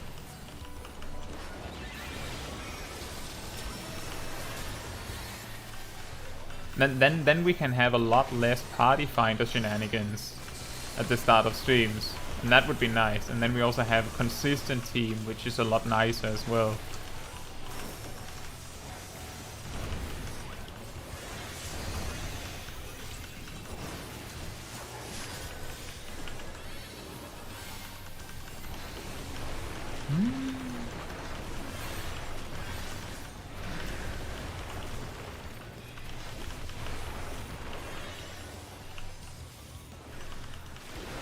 People on NA servers that log in and dance all day, just dance. Yeah, those are also on EU servers. It's just people hanging out in Limsa all day. Yep, Bojack in Limsa. I think maybe I missed the third one, so I'll have to be super focused on that one. Okay, apparently it was the easiest configuration. Heal the ninja. Yeah, that's a thing on every server, for good or bad. I think the good thing is that it makes makes public areas feel very lively, and makes it not so bad to just hang out.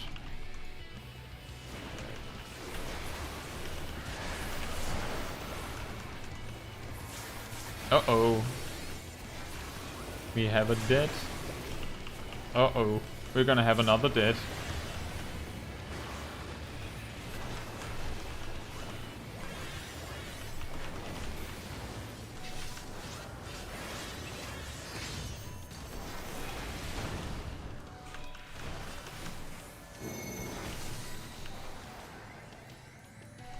Oh no! The person that normally does the leading is dead. I'm not sure on this one, man. Oh, I messed it up.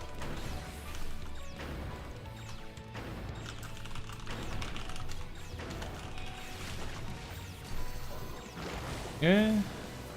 The doorway in Revenant's Soul. Oh, is that one really, really filled up?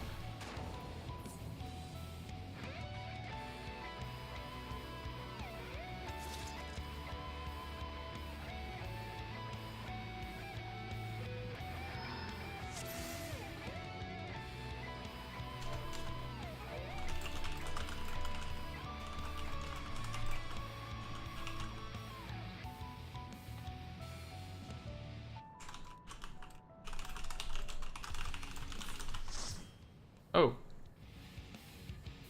That was very sudden.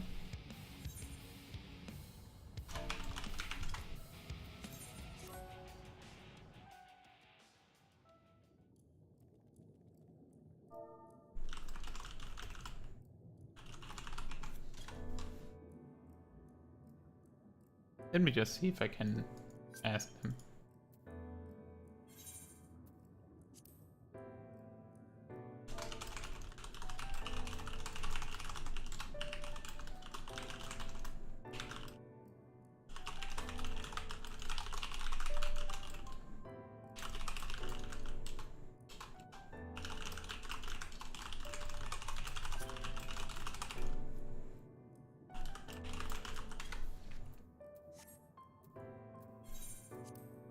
Look, I made friends. I'm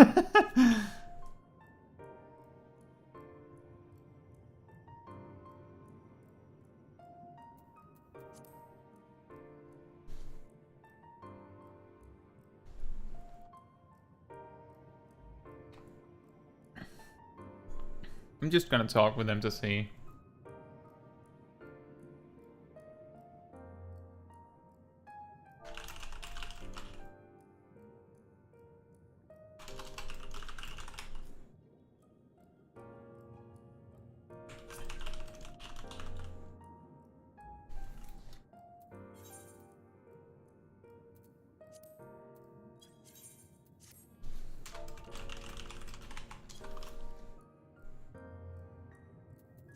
Yep. Good run, Lord Racer.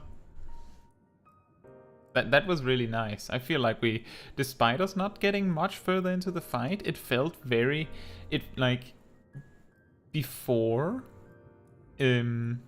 before today, it felt a lot more daunting to get past the jump mechanic. But when you see how much less, in my opinion, much less difficult what comes after the jump is, it makes it a lot more feasible to beat it in a party finder group.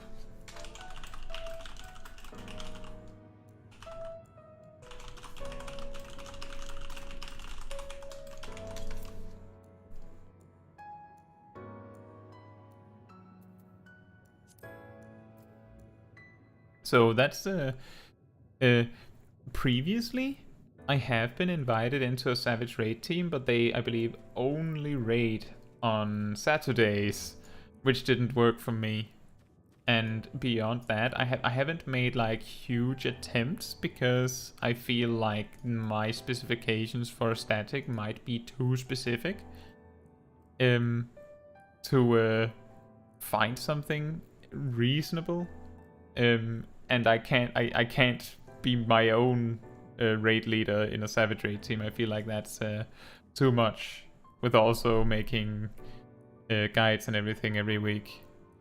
So I would have to find the dream static to make that work.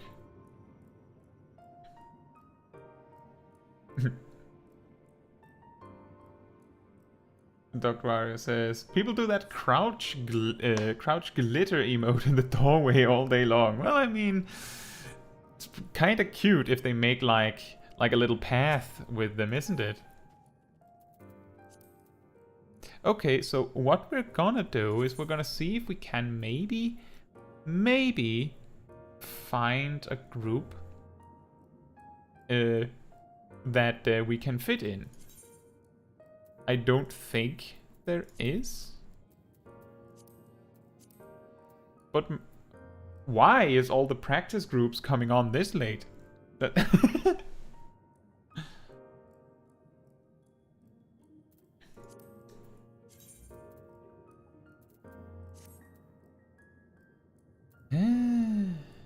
Oh, we made money. I'll see if I can find one more group to go about an hour longer with, but we would have to find something pretty quick.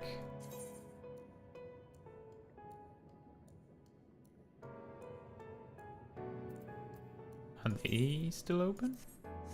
They are. Excellent.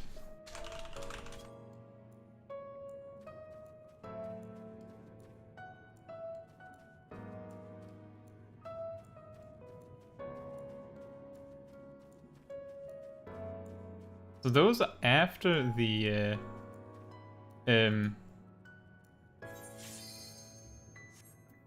oh.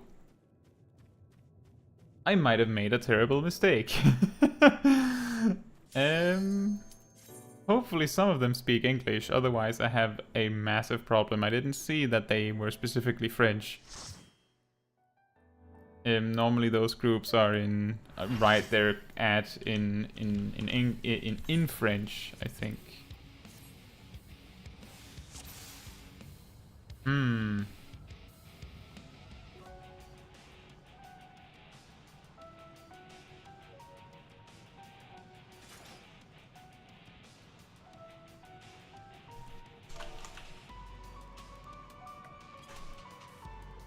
Oh, whoops.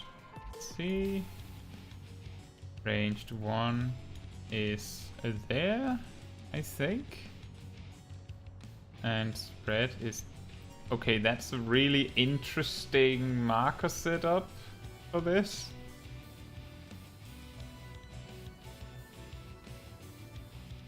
Jump puddles, we're here.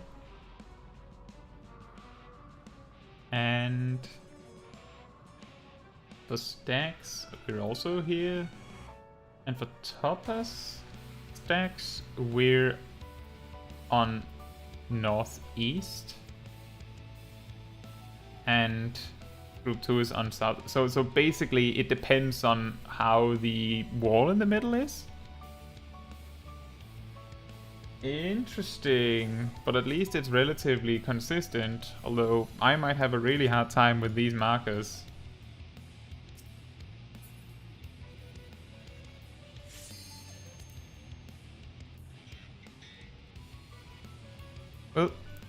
Well, we'll go for a bit. Who knows how whether they immediately get annoyed with me because I don't get how they do it.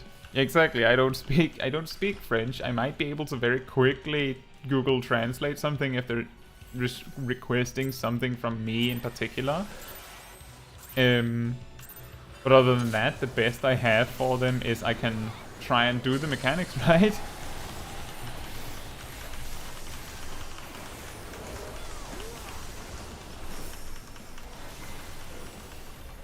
What do you mean by that, Poke Shack? I feel like you're doing perfectly fine.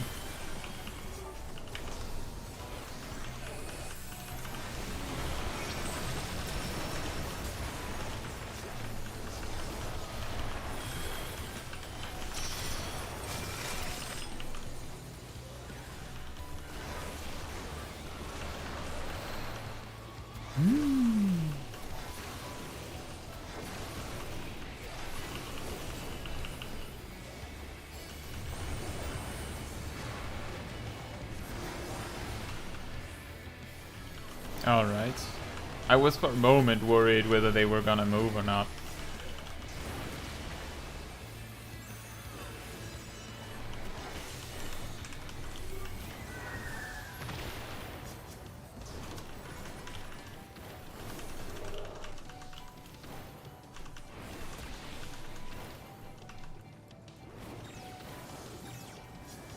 I'm pretty sure I'm in the right spot, and given that no one else came over to contest me on it, I think I am.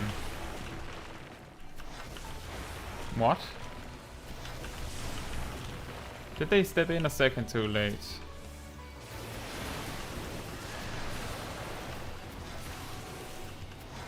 Yeah, these lively baits, it's just not happening when they spawn. You can't kill them in time unless everyone's prepared for them, and you usually aren't. That's why they spawned in the first place.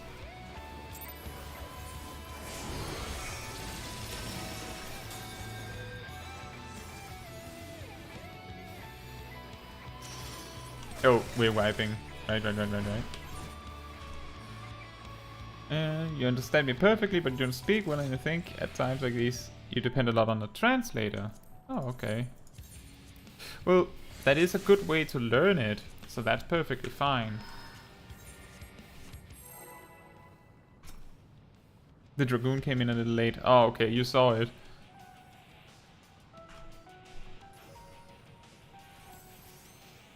Yeah, I just noticed that they looked like they both were in the spot where they were supposed to be, but they both died. But that explains a lot. I wonder why the Dragoon died from them though if they came in late.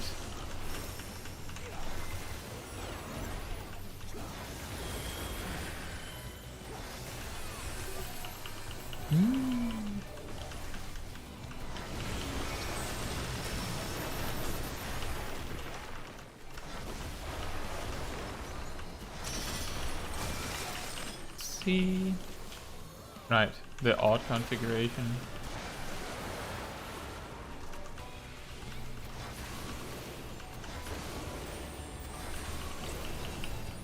That's fine.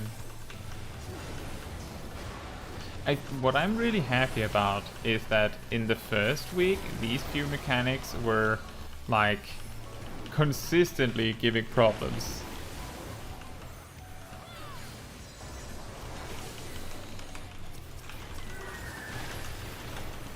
And the first time you saw my money at the bottom of the screen, your wallet hurt because you haven't reached 1 million? I see.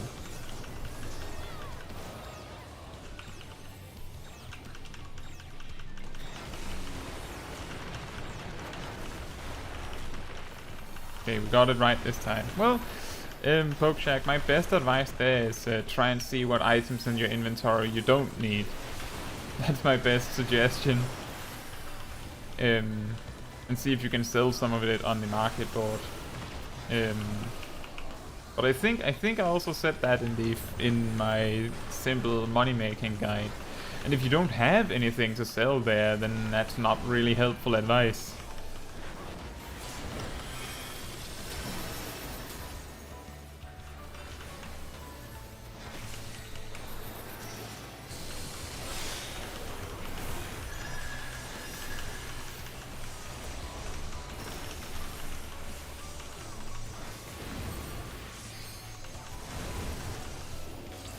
What? Wait, what? Was I not full health?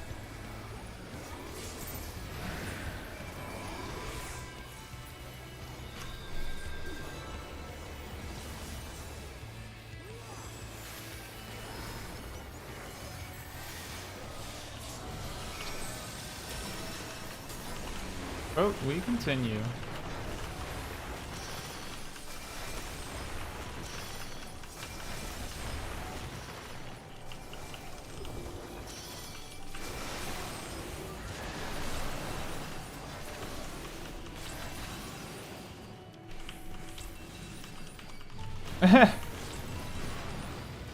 Never mind then.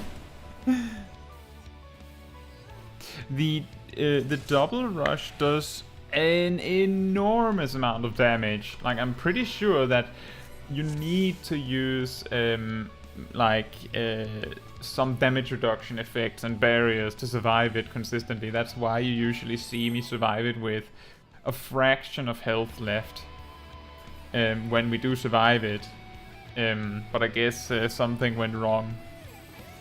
But it's fine. We go again and hopefully we get further.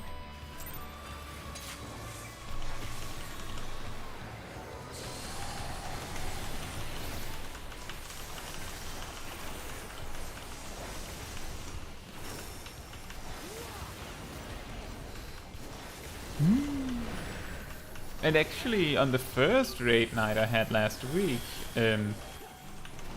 that's when we discovered that was a problem, because we would wipe to that mechanic and be like, but wait, we did it correctly, right? And the reason why we would die was because it just did so much damage. So I'm pretty sure that is what's happening. Oh, and we have a dragoon with poison on them.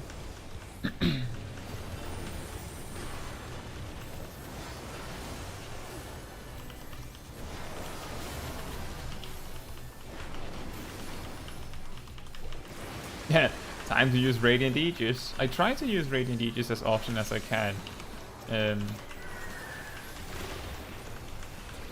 But knowing that you need to use it for that specific mechanic is one thing. Another is that incidentally, when my rotation goes correctly, I usually have Bahamut up in that specific mechanic. So I need to remember to do that way in advance.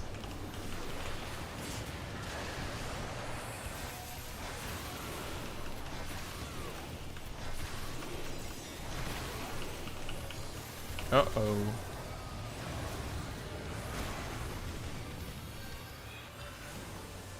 Oh no.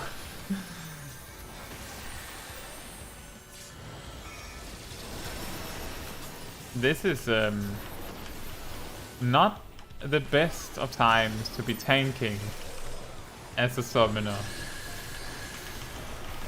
As you know, there are many good times to be tanking as a summoner.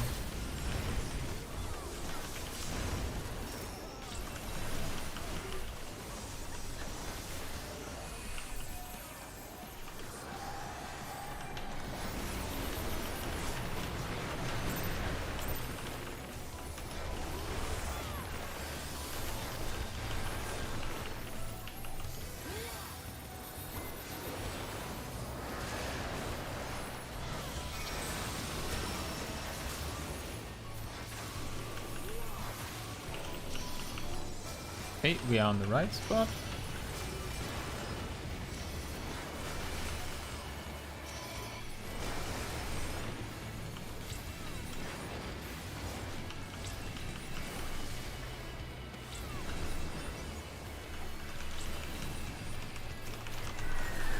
Get a little heal for the tank. And then we hope we survive a little bit further this time.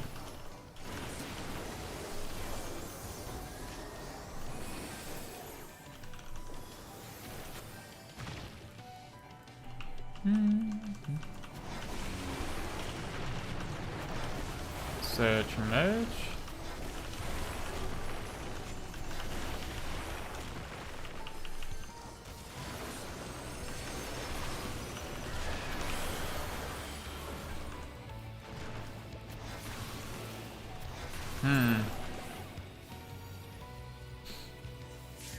That's not good.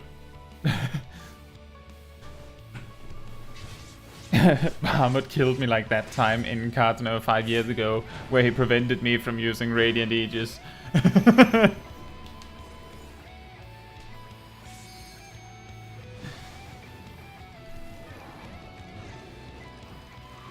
It would be funny if that living shadow, Frey, turned the crystal into a puddle of poison when it shouldn't. Hmm.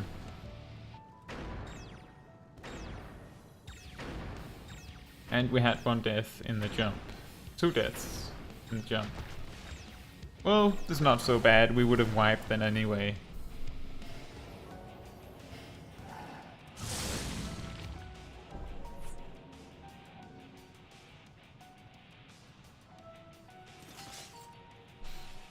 But we're consistently making reprogress again.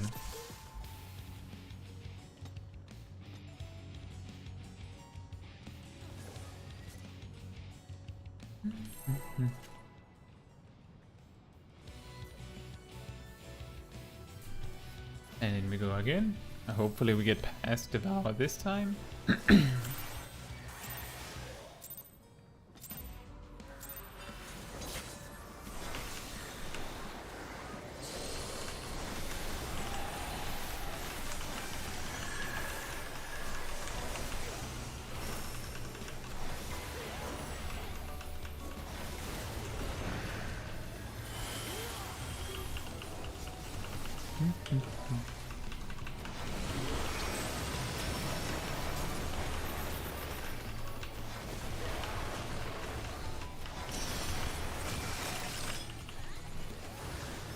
Into the corner.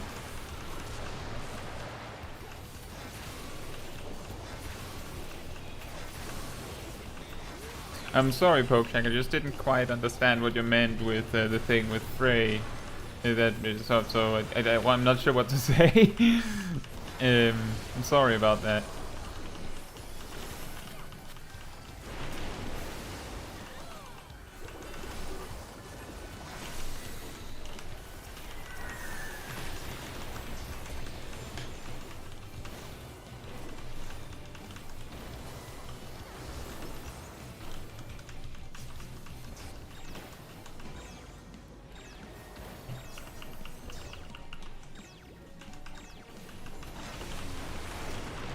Like you saw that sometimes when they stand on the crystal it turns into poison, and at the time of the 4 rooms the living shadow was standing on the crystal. Oh!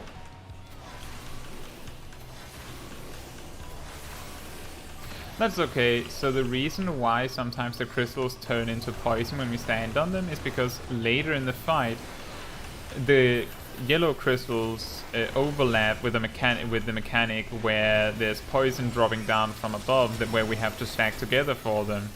And if the yellow crystals get hit by that, then they turn into the poison crystals.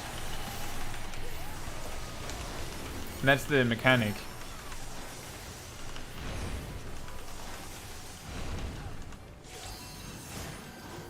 Okay, so I will need to make sure I use Radiant Aegis every time for that mechanic.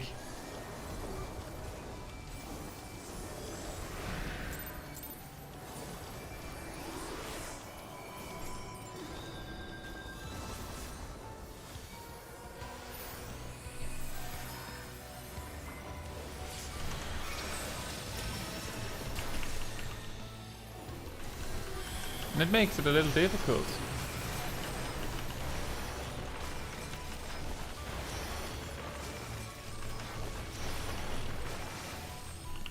Are you sure it's there? Okay, I saw it wrong.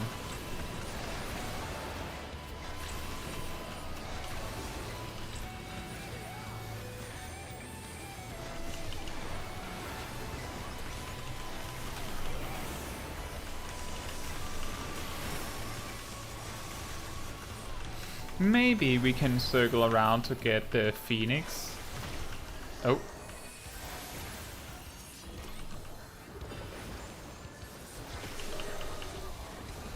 Squall to the wall.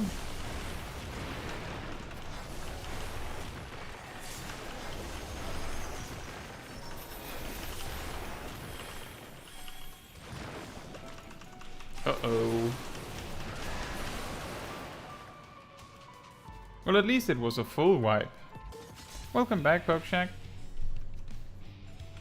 What happened? Or did you just have to go for a little bit?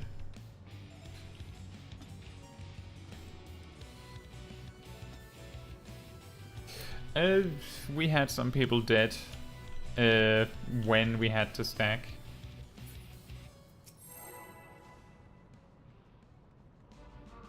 And because one of the healers was dead specifically, we couldn't be sure where the stacks had to be done, and so it landed on random people, and everyone died.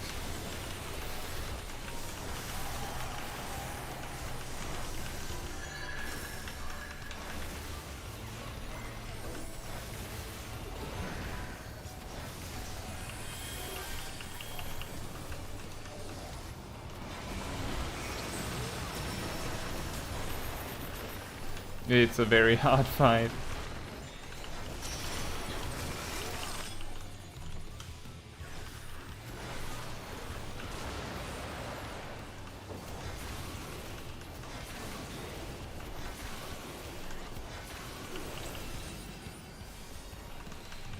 It's not like all of the Savage boss fights are really difficult.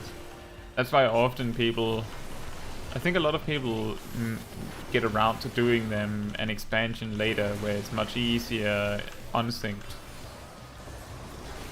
And then it's still difficult actually.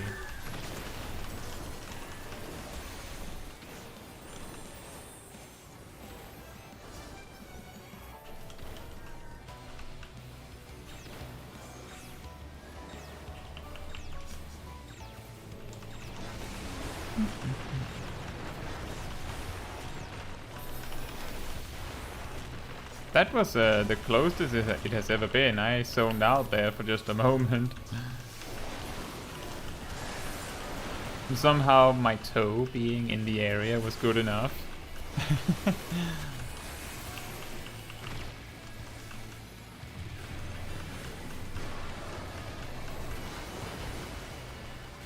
A video against a tree, that would be P7. Was it the Savage version?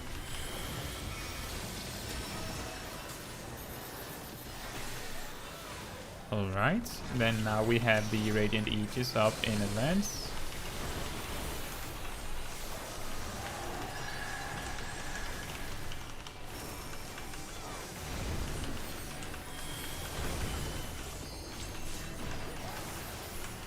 That's a lot of damage.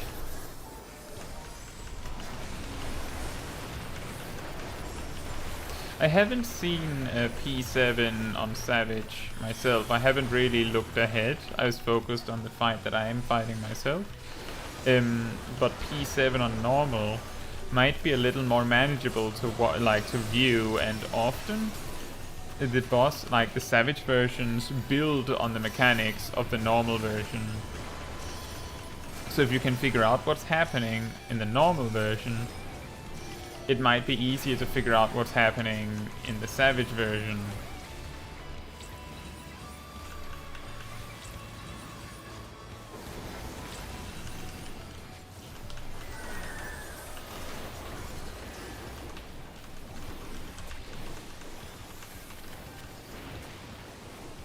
Yeah, the bridges and the eggs and all that is also on normal at least.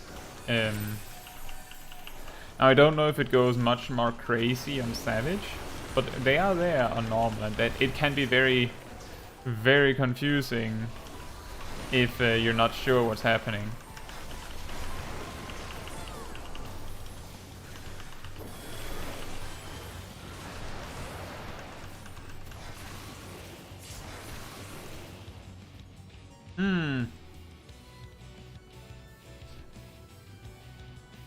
It seems we're having a little bit of trouble healing up between mechanics.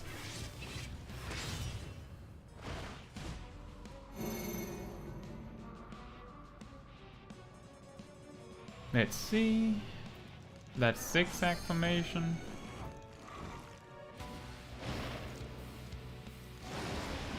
If I recall correctly, it means that you step over there and then you wait. And carefully run down that way. Or you start there and you just run carefully down that way. Yeah. Yep, there's the 4 rats.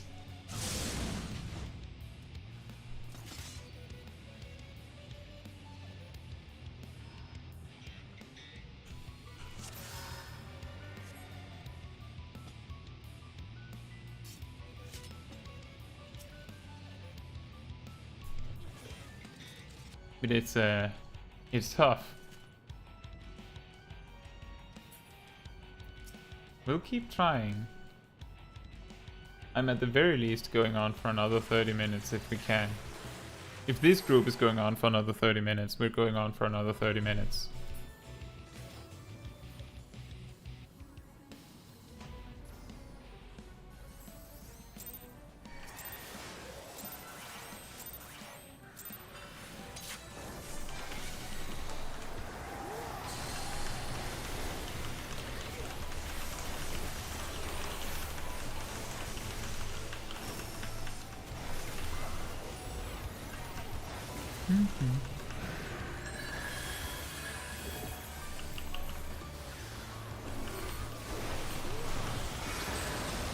Let's try that little different opener for once.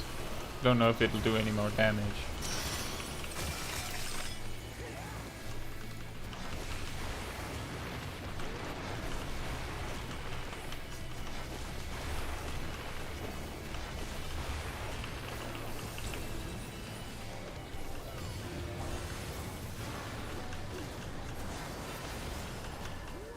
Yeah, if they were trying for 24 hours, the probability that it is a savage fight is, well, it's guaranteed. It's guaranteed.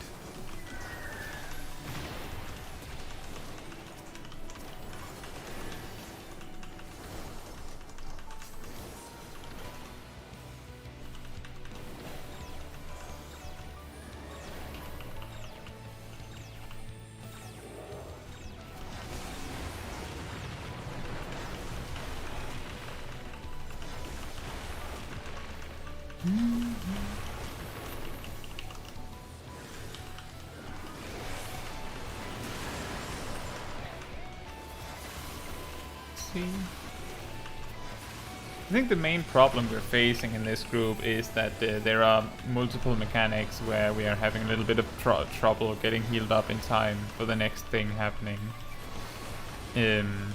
Not much I can do about it. Like, if it lines up with my Phoenix, then my timing of Phoenix can help a tiny bit, but that's all I have.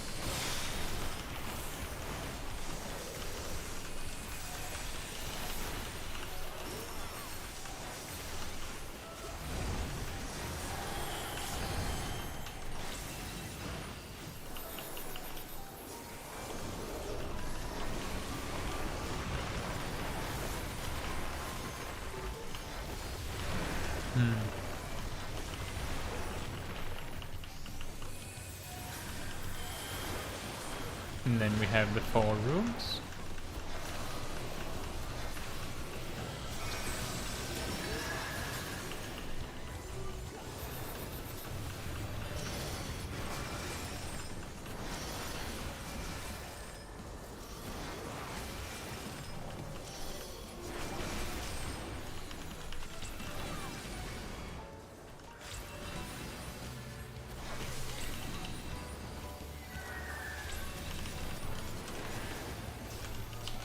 Oh boy. Let's find our spot. We have to be on this side of the room.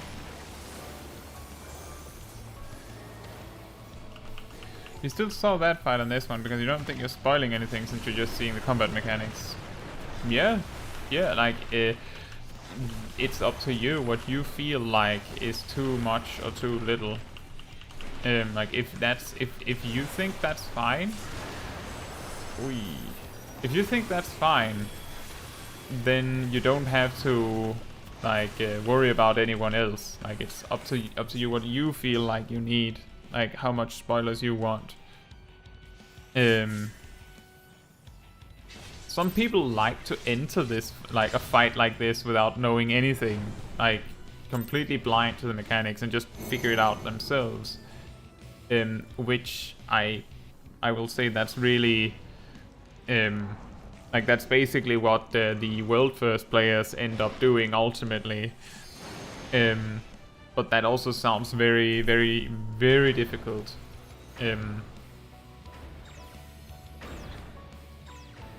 Like, I went in on my first run having seen someone else's clear at the very least. So I wasn't completely blind.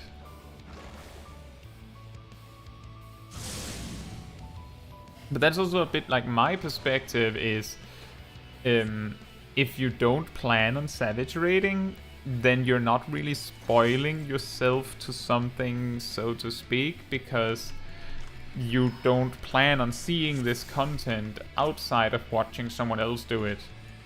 So you're not like losing out on the opportunity to discover it yourself. The only thing that you might be losing out on is seeing the story of this raid and then having the encounters like match up to that. But I can say that without knowing the story that leads to it, then P5, 6, and 7, like, there isn't really much connection that makes it obvious what story you're missing out on. Like, there isn't a really coherent explanation for why we're specifically fighting Proto-Carbuncle right now. And P6 and P7 do have names, but those names are explained in the story that you're not watching. So if you do the normal raid in like chronological order at a later time, then watching this fight is not gonna ruin that. The only thing it might ruin is that it might make you prepared for the normal version's mechanics in a way that you might be expecting the Savage version of the mechanics.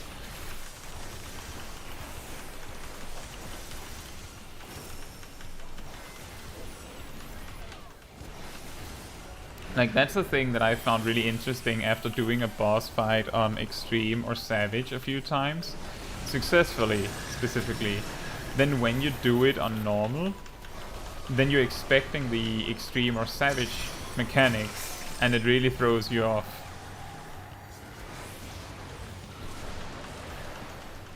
Like, I know a few specific level 70 trials, where when people get them from the trial roulette, they mess it up completely because the normal version of the encounter is actually so different that if you do the thing that the Savage version expects you to do, then you're actually doing it completely wrong on normal.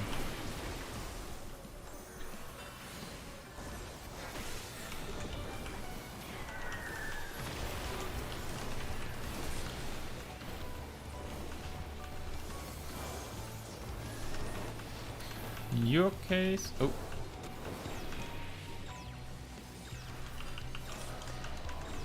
Let me just make sure I get this stepped into correctly.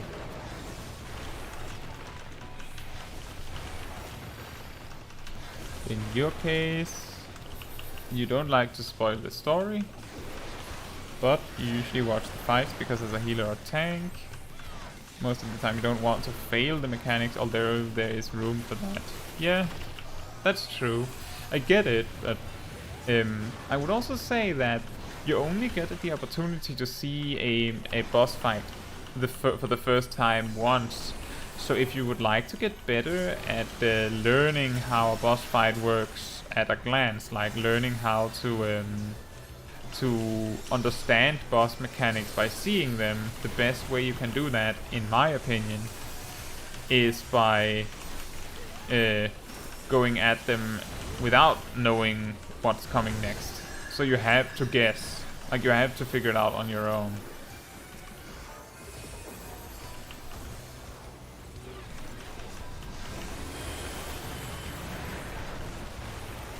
But I would not... I will say I would not recommend practicing that skill on Savage. I would more recommend practicing that skill on normal, because there, guessing wrong is not nearly as devastating and often it is very much a possibility to guess it, while on Savage sometimes it might be very, very hard to guess what the mechanic even is.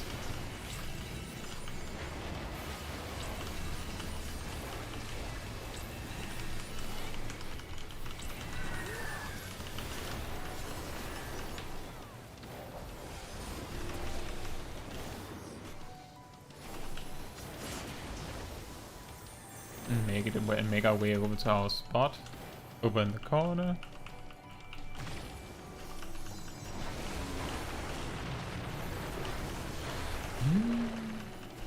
Scroll to the wall. I don't know what he's doing.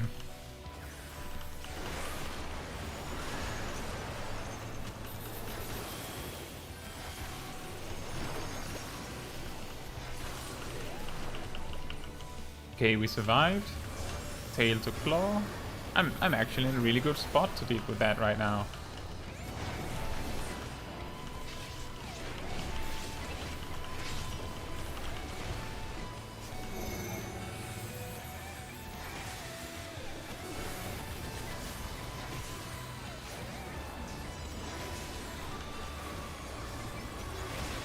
Okay, I'm pretty sure we're supposed to stay here for this. And then just take a deep breath. And then over and out.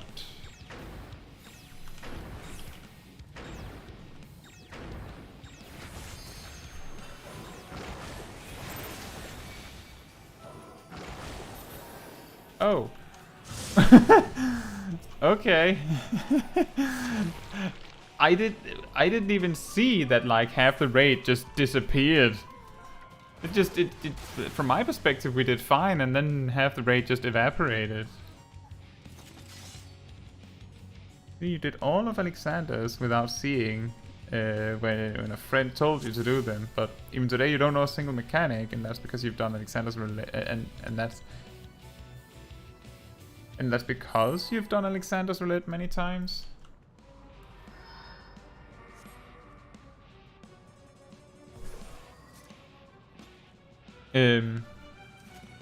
Oh, they're saying we have one last try.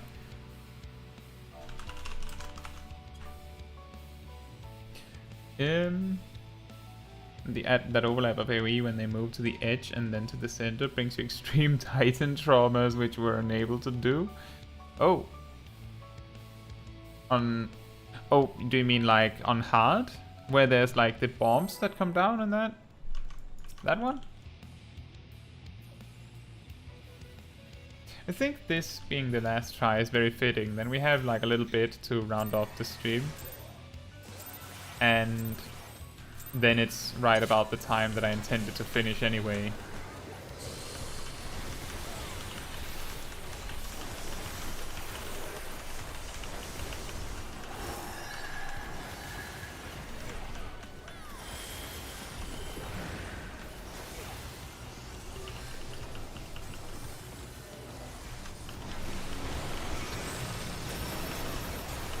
See.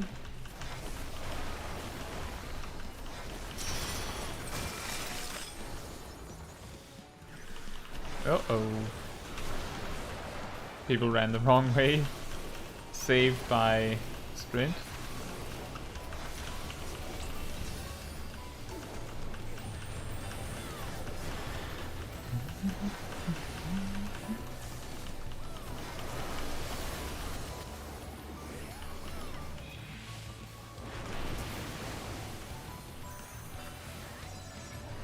Well, we are already in the correct spot. I'll just stay here. I mean, to this day, you still don't know any mechanics of all of Alexander Quest, even after doing the normal raid. Oh, like that. You still don't get it, despite having done it many times.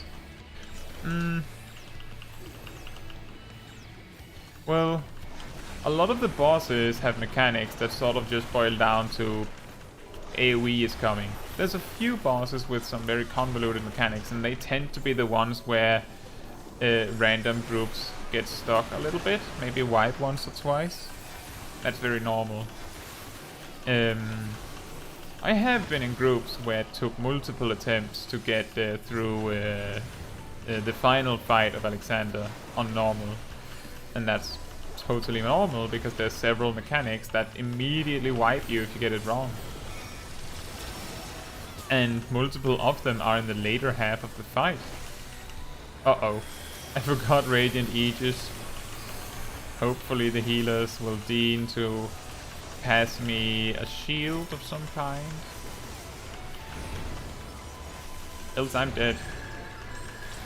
Oh, I'm just barely alive.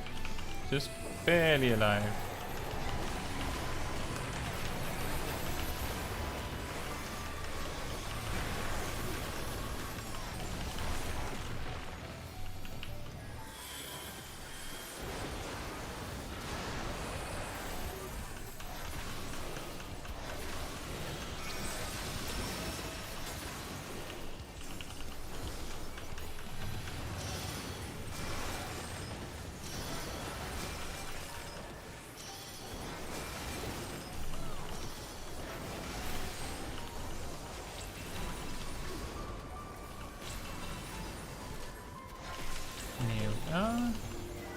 Switch, heal the tank.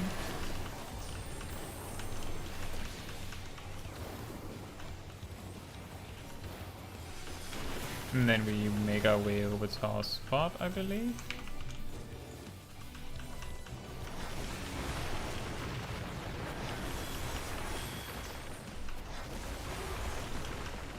Scroll to the wall. Remember, the tank is a little strange with their positioning sometimes. And into the middle. And get up a little Radiant Aegis shield preemptively to be on the safe side.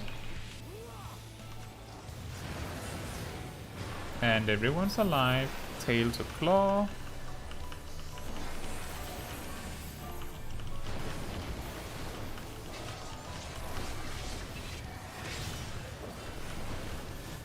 And then the jump.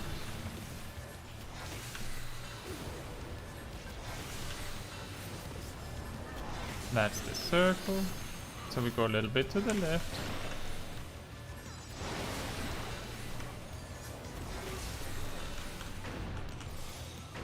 And then we follow it a bit around. And then we go back.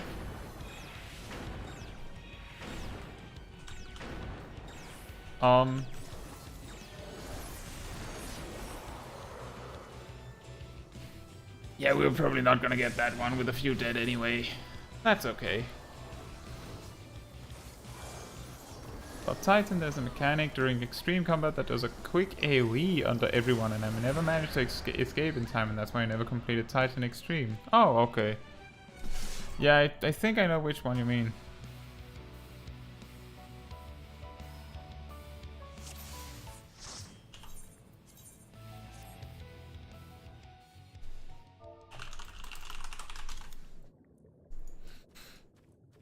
Well, we tried. I feel like we progressed further. It's just that we didn't get much further because it took that much effort to get the jump down, and as is not completely surprising, if I just clear this, you can see all of the parties. I believe a lot of them tends to be about either the double rush or after the Devour or from the start. Yeah. But I don't really have time to join. Like, we have enough time for like 1 or 2 tries, so I don't really have any more tries left in me. I'm gonna keep the camera down here so I don't spoil something, because I'm maybe in a little bit of a story-specific zone here. You might recognize the music, Pokeshack.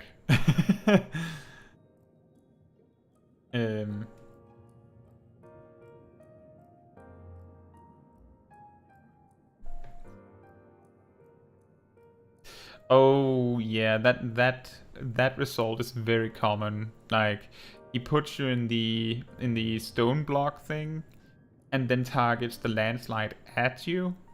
And if you get helped too slowly, well, if people take a while to help you, then you will be still in the stone block when they, or stone cage as you say, when your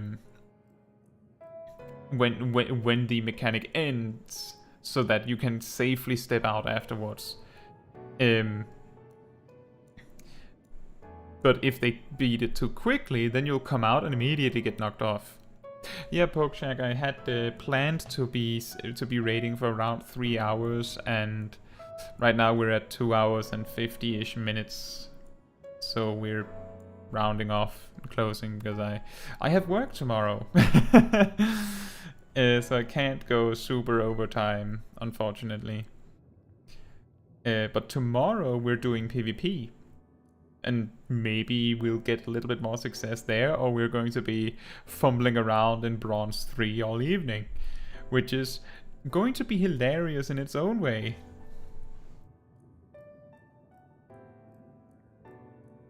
But yeah, I did try Titan Unreal when that was a thing for a while back in Shadowbringers, which is pretty much Titan Extreme but at level 80. And I did see that particular sequence or mechanics you're describing with the stone cage.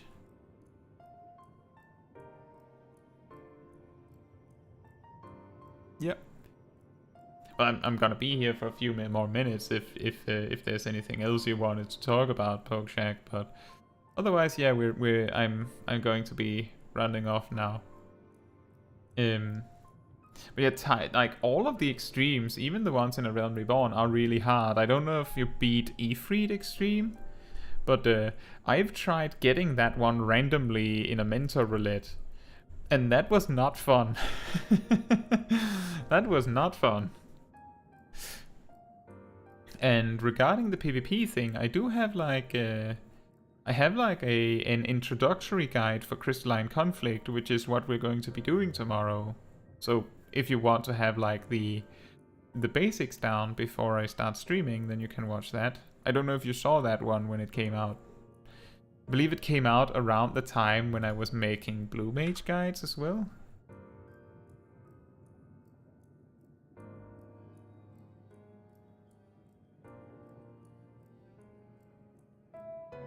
You've only done Garuda Extreme. I don't think I've actually done Garuda Extreme synced. I don't think I have. Most of the time I've just been doing old trials unsynced. It's much easier. Well, it takes a lot of playing PvP to understand like what's happening. For instance, like when I was playing it, I exclusively played like only Red Mage, because if you try to play too many different jobs, then you're going to confuse yourself, because each job plays different, and more importantly, other players play different around you depending on what job you're playing. So if you keep switching up jobs, it feels like everyone else is acting different in every match, and then there's no logic to it from your perspective. But if you're playing only one job, then you can start to see like connections, like, oh, people are playing like this because I'm this job. They're staying back because I have this thing specifically, and they know that. Things like that.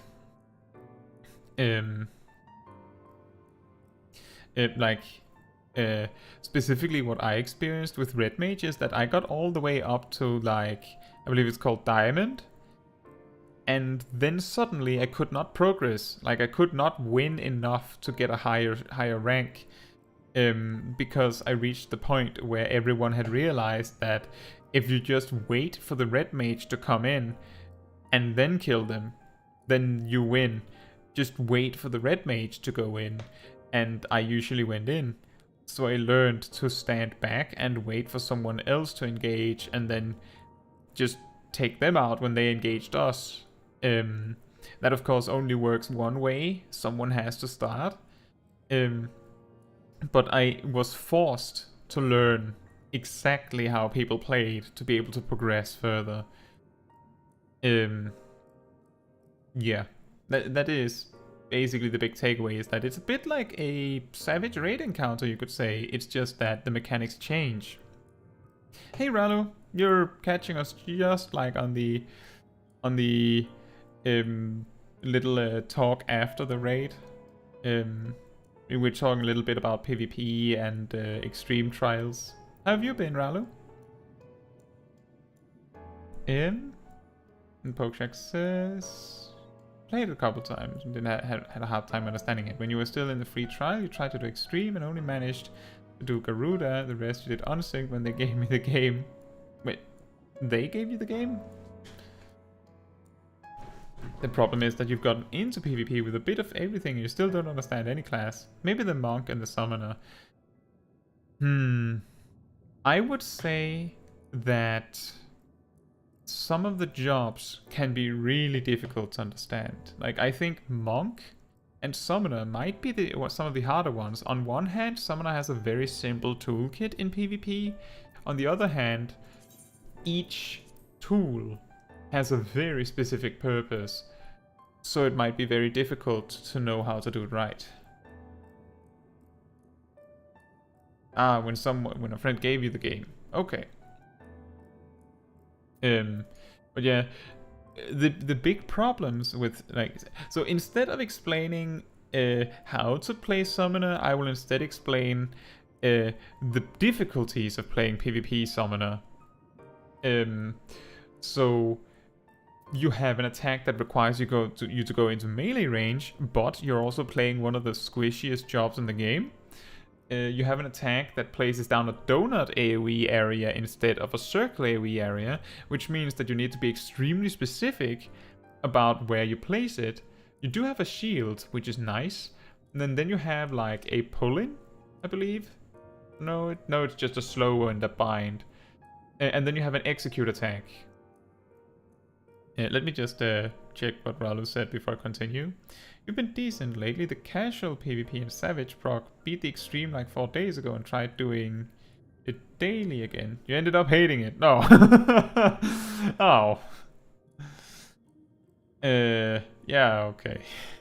I haven't beaten the extreme yet, but maybe I'll do that at some point. It would be nice to have a better weapon.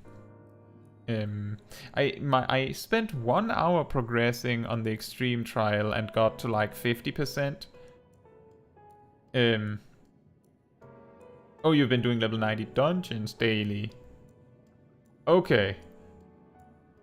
Well, my best advice, Ralu, would be to, like, if you want to minimize the amount of dungeons you have to do, make sure you're doing the expert roulette daily. Then you only have to do that 5 times in a week. That minimizes it. Alternatively, I have several friends that really like to do hunts. Like, just do hunt trains. I'm not super smart on how to get into it because I haven't looked into it yet. But I do believe there are link shells for that everywhere. And when I say everywhere, I mean on every data center at least. In Pokeshak, you could say Mountain Boss is almost like a stun. It binds your target, slows everyone else, and piles everyone up in a clump.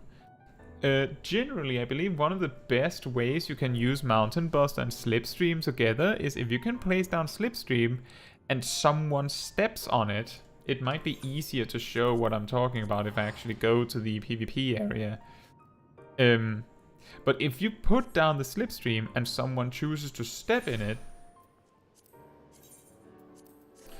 then you can use that person to force everyone else nearby into it. I can't really showcase exactly how it's going to look, but I can show the abilities. Like, you place this down, and then you see this circle. If one enemy steps in this area, then you can use Mountain Boss on them specifically to drag everyone else into it. But the big issue, I would say, the thing that makes Summoner extremely hard to play in PvP is not that their toolkit is very specific in how you use it. It's the fact that their power is really heavily piled on to their limit break. Like, I believe Summoner has one of the shorter cooldown limit breaks, but that also means that you're supposed to be using the limit break a lot, and your limit break is really strong. But because your limit break is really strong, if you use it incorrectly, then you're losing out on a lot of damage. And if you die right after using your limit break, then you're losing out on a lot of damage. And people will want to focus you when you use your limit break. So learning to play Summoner really well in PvP is a matter of learning how to survive a lot in PvP, I would say. And then still also contributing. You only play Black Mage to use the limit break. I know how that feels. But that sucks, Rallo, that you don't like spamming dungeons. I actually enjoy doing daily dungeons. But I usually try to do it with friends when I can. That makes it a lot more fun.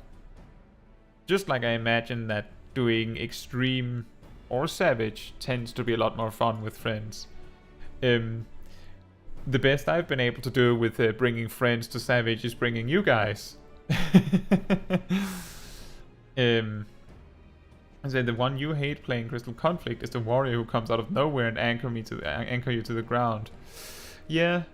So the counterplay to fighting warrior in PvP, people discovered, shockingly, was to just wait for the warrior to jump you. It sounds a little weird, but basically, wait for the opponent to go in. Like, that was the thing I discovered when I was doing a lot of PvP in the first season of Crystalline Conflict, is that the winning strategy was to wait for the opponent to engage. It appears that the party that engages is in a disadvantage somehow, unless they get the perfect engage, and that's usually why they go, because they think they have that. So play defensively. Similarly, now you mentioned Monk. Monk is among the few that has like super convoluted combos. I do believe there's a way to instantly kill mages with a combo with Meteor Drive.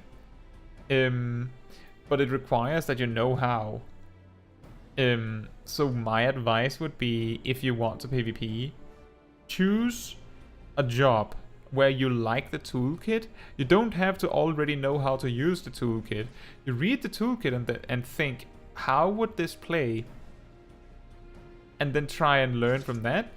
But choose one that you think is cool, the one you think you can grow the most playing, and then stick to it and only play that. And I would also advise that you only do ranked PvP, because the thing is, there's a much higher chance that you're going to be matched with equally skilled players to yourself, which gives you a lot better opportunity to grow. And then you say yesterday you played a few dungeons in which people got out because they got the same dungeon 2 times in a row, saying it was impossible for them to play the same 2 times in a row. Weird. Rada says it's been so long since you did daily dungeons. It used to be for leveling your classes and then trying to make money, and then you got tired of it because high-end content was just fun and straightforward. Well, wait, do you mean you're doing daily dungeons to level jobs again, Ralu? Or do you mean you were doing like expert roulette? Because I'm a little uncertain.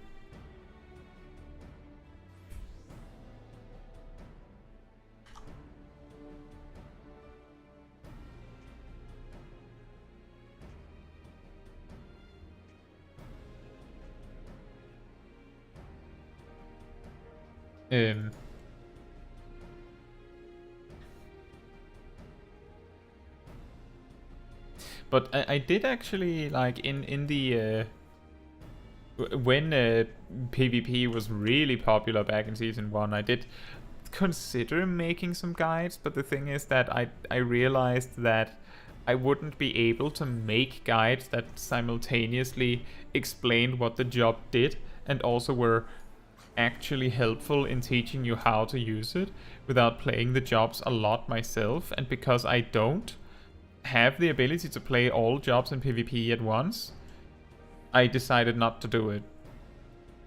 And that's the big difference, is that I can learn everything that I need to be able to teach a PvE job, but because PvP is such a huge chaos of mechanics, you could say, it wouldn't be super helpful to have a guide that just explains to you what the buttons do. Knowing what the best combo is helpful, but if you don't know how to get to that point, that doesn't help you.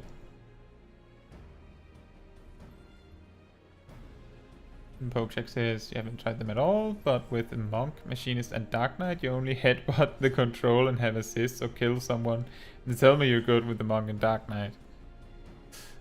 Yeah, in my experience, both Dark Knight and Monk are both jobs that have a lot of like complexity to them.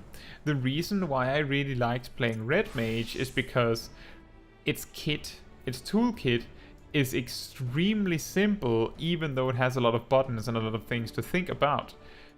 But there are not that many ways to use your buttons, while Dark Knight, every time you have an opportunity to attack, you have the opportunity to use Shadowbringer. Do you want to use Shadowbringer and lose health? And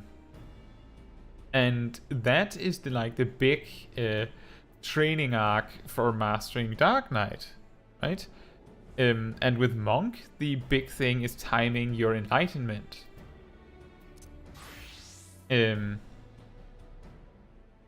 So that you can time it together with a kill combo with a stun and everything. Like, I hated playing against monks because I wasn't sure what to watch out for as a red mage.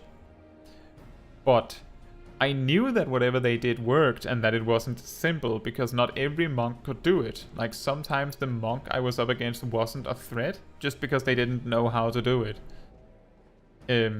Ralo says, back when you were new, preparing for Savage, but now you're over it.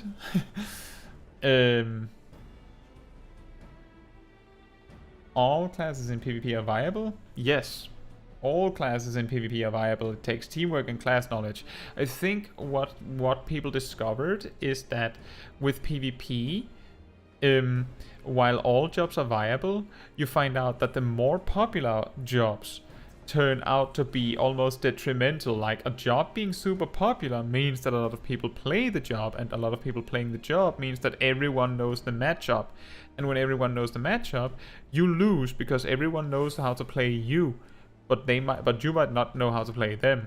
Like, there was a little while ago we saw the actual win rates of every job in the PvP seasons, and the most popular jobs incidentally had the worst win rates, with the exception of, I believe, Red Mage, which I know was super popular, but did have a over 50% win rate. Meanwhile, all of the less popular jobs had very high win rates because very few people played them, which meant that the people that played them were good at them and tended to win more. But they likely also won because the opponent had less experience playing them. Like, exactly like Pokeshak said before, that you don't like playing warrior because and then you explain pretty much the exact game plan of the warrior, right? Like, jump in, grab someone and get them dead. But if you played a Gunbreaker, while Gunbreaker is, I'm pretty sure, the least common tank, or at least was in Season 1, you might not know what they're gonna do. And they have a very complex toolkit, so there's a handful of things that they can do. So you might not know what to expect or look out for. Bokak says, they told me if you play tank or a monk, just go in head first without thinking and hit people with everything I have and it works. Yes, you should read tooltips. I would also say that the run in without thinking stops working eventually. Like, as I said, so I played the first season of Crystalline Conflict when it was really new. And in the first days, as I was climbing the ladder, all warriors just jumped in head first, and their party would run in with them, and they would just, mark someone, everyone jumps that guy dies, and then if your team was the superior one at killing your target, then you won the exchange and typically the match. But over like a week or two period, people discovered that the hard counter to the strategy of the warrior just charging in with Primal Rend, the counter to that strategy, incidentally, is to not go in yourself. Let the warrior come first, because the warrior only has 63,000 health. They will die if you target them first. Like, tanks don't take less damage, they just have more health and sometimes a little bit of healing tools. But technically, if you can stun lock the warrior is a red mage with 12,000 more health. And that's not enough if you're getting attacked by the full team. So the charging in strategy stops working as soon as people realize what you're doing and know how to counter it. So my advice, Pokeshack, if you want to get into more PvP, would be read your abilities, figure out where they make sense to use, figure out what you want to do with your toolkit, like what kind of strategy do you want to play, and try and find a job that matches the way you want to play. I would say that the choose a tank or a monk and just charge in strategy might be difficult for learning. You might want to choose a job where you don't feel compelled to do that. Like a squishier job that has to stand back. I think that would teach you a lot more and make you a lot better player in PvP quicker. Because you're forced to work differently, you could say. Brother says, Gunbreakers got popular late Season 1. You made it before they gave it the buffs the class needs. Before you gave it the buffs the class needs, though. Still think it's the weakest tank. I don't know. I don't know which one is strongest or weakest. What I do know is that Gunbreakers can have huge problems in PvP if the average Crystalline Conflict party doesn't include one of each role. Because if the opponent does not have one of each role, then it actually limits the abilities that the Gunbreaker has. Like, if you want to be like giving your party healing with Aurora, for instance, then you depend on the enemy to have a healer to be able to do that. And if you want to, tank something, I guess, apply shields to yourself so you can take more damage, then you need the opponent to have a tank. Like, that's really that's very limiting.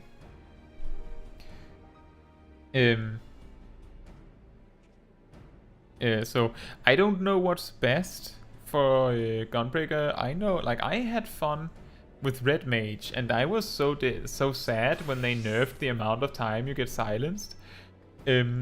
Even though I knew that it was completely absurdly unbalanced, that it was 3 seconds of AoE silence. Pokejack says it's true, you haven't learned anything doing that, the head first charge in, but killing someone with Monk is satisfying, and being immortal with the Dark Knight is fun, until it's not anymore. Yeah. The biggest benefit of the Dark Knight is that it's closer to a DPS, and the big utility that it brings to your party is that you confuse the enemy, because you're like, which means that Dark Knight automatically is better the less skilled the opponent's team is, because people will be more likely to switch targets when they see your health is low. They might not see that you're invulnerable. Things like that. You can absorb a lot of damage and turn the tide that way. But as you get better rank and fight better players, eventually your benefit comes from the fact that you can do more damage than some of the other tanks. Rather than your ability to soak up damage, because Dark Knight doesn't really give the opponent any reason to attack it. Like, you don't bring, like, the only defense you bring to the table is your Blackest Night and Salted Earth. And none of them are super threatening. Like, the more threatening is Eventide, probably, but that's damage. While all the other tanks, mainly Warrior and Paladin, bring defensive utility. But that's a lot of talk about PvP. I'm going to be doing a PvP stream tomorrow, as you might have seen on the schedule. So maybe I'll see you both there. Rather says the issue with Gunbreaker as a tank is it relies a lot on the enemy team having another tank and a certain extent a healer, although targeting a healer is pretty useless out of the 3 for junction. I don't know. Is it that bad? I mean, a 4000 AoE heal. I do think I've seen at least once a Gunbreaker like really carrying by keeping the party alive with hypervelocity and the continuation combo. But it's like one single time that I've seen that. And yeah, you can still get binded. Yeah, I don't know. I feel like the big downside of the Gunbreaker limit break is that the stun comes at the end.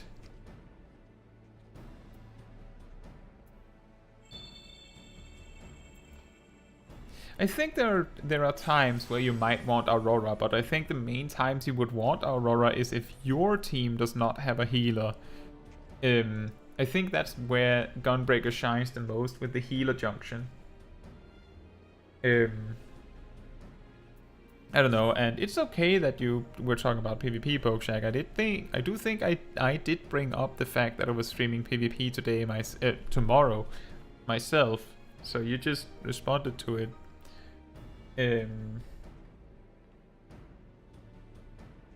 But yeah, I'm not going to claim that I'm the genius on Gunbreaker. I'm not. I played Gunbreaker very, very little right at the very, very start in some casual matches of Crystalline Conflict, and figured out that it wasn't for me before I decided to play Red Mage.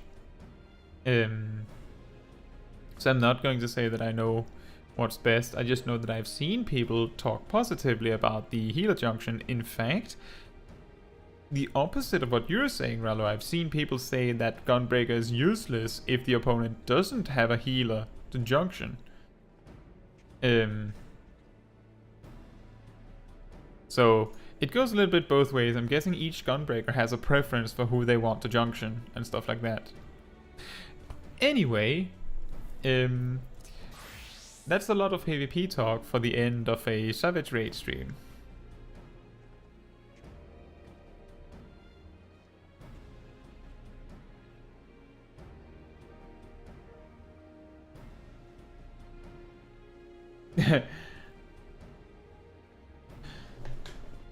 I have to work tomorrow, Pokeshag.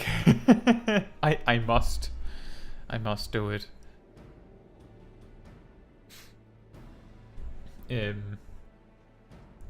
Yeah, I don't really have anything more for tonight.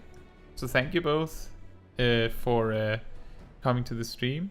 Unfortunately, Rallo, you caught the stream at the tail end of it, so I was just talking a little bit at the end, which became a lot of talking.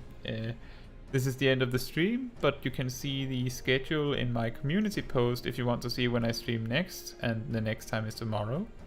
In around 21 hours to be specific, which is when we will be doing PvP. Maybe I'll see you there. But thank you guys for watching along. Pokeshag was here for majority of it, I would say, specifically, so that was really nice. Thank you, and then I'll maybe see you tomorrow. And good night, good morning, or good afternoon, depending on where you are in the world. See you again really soon.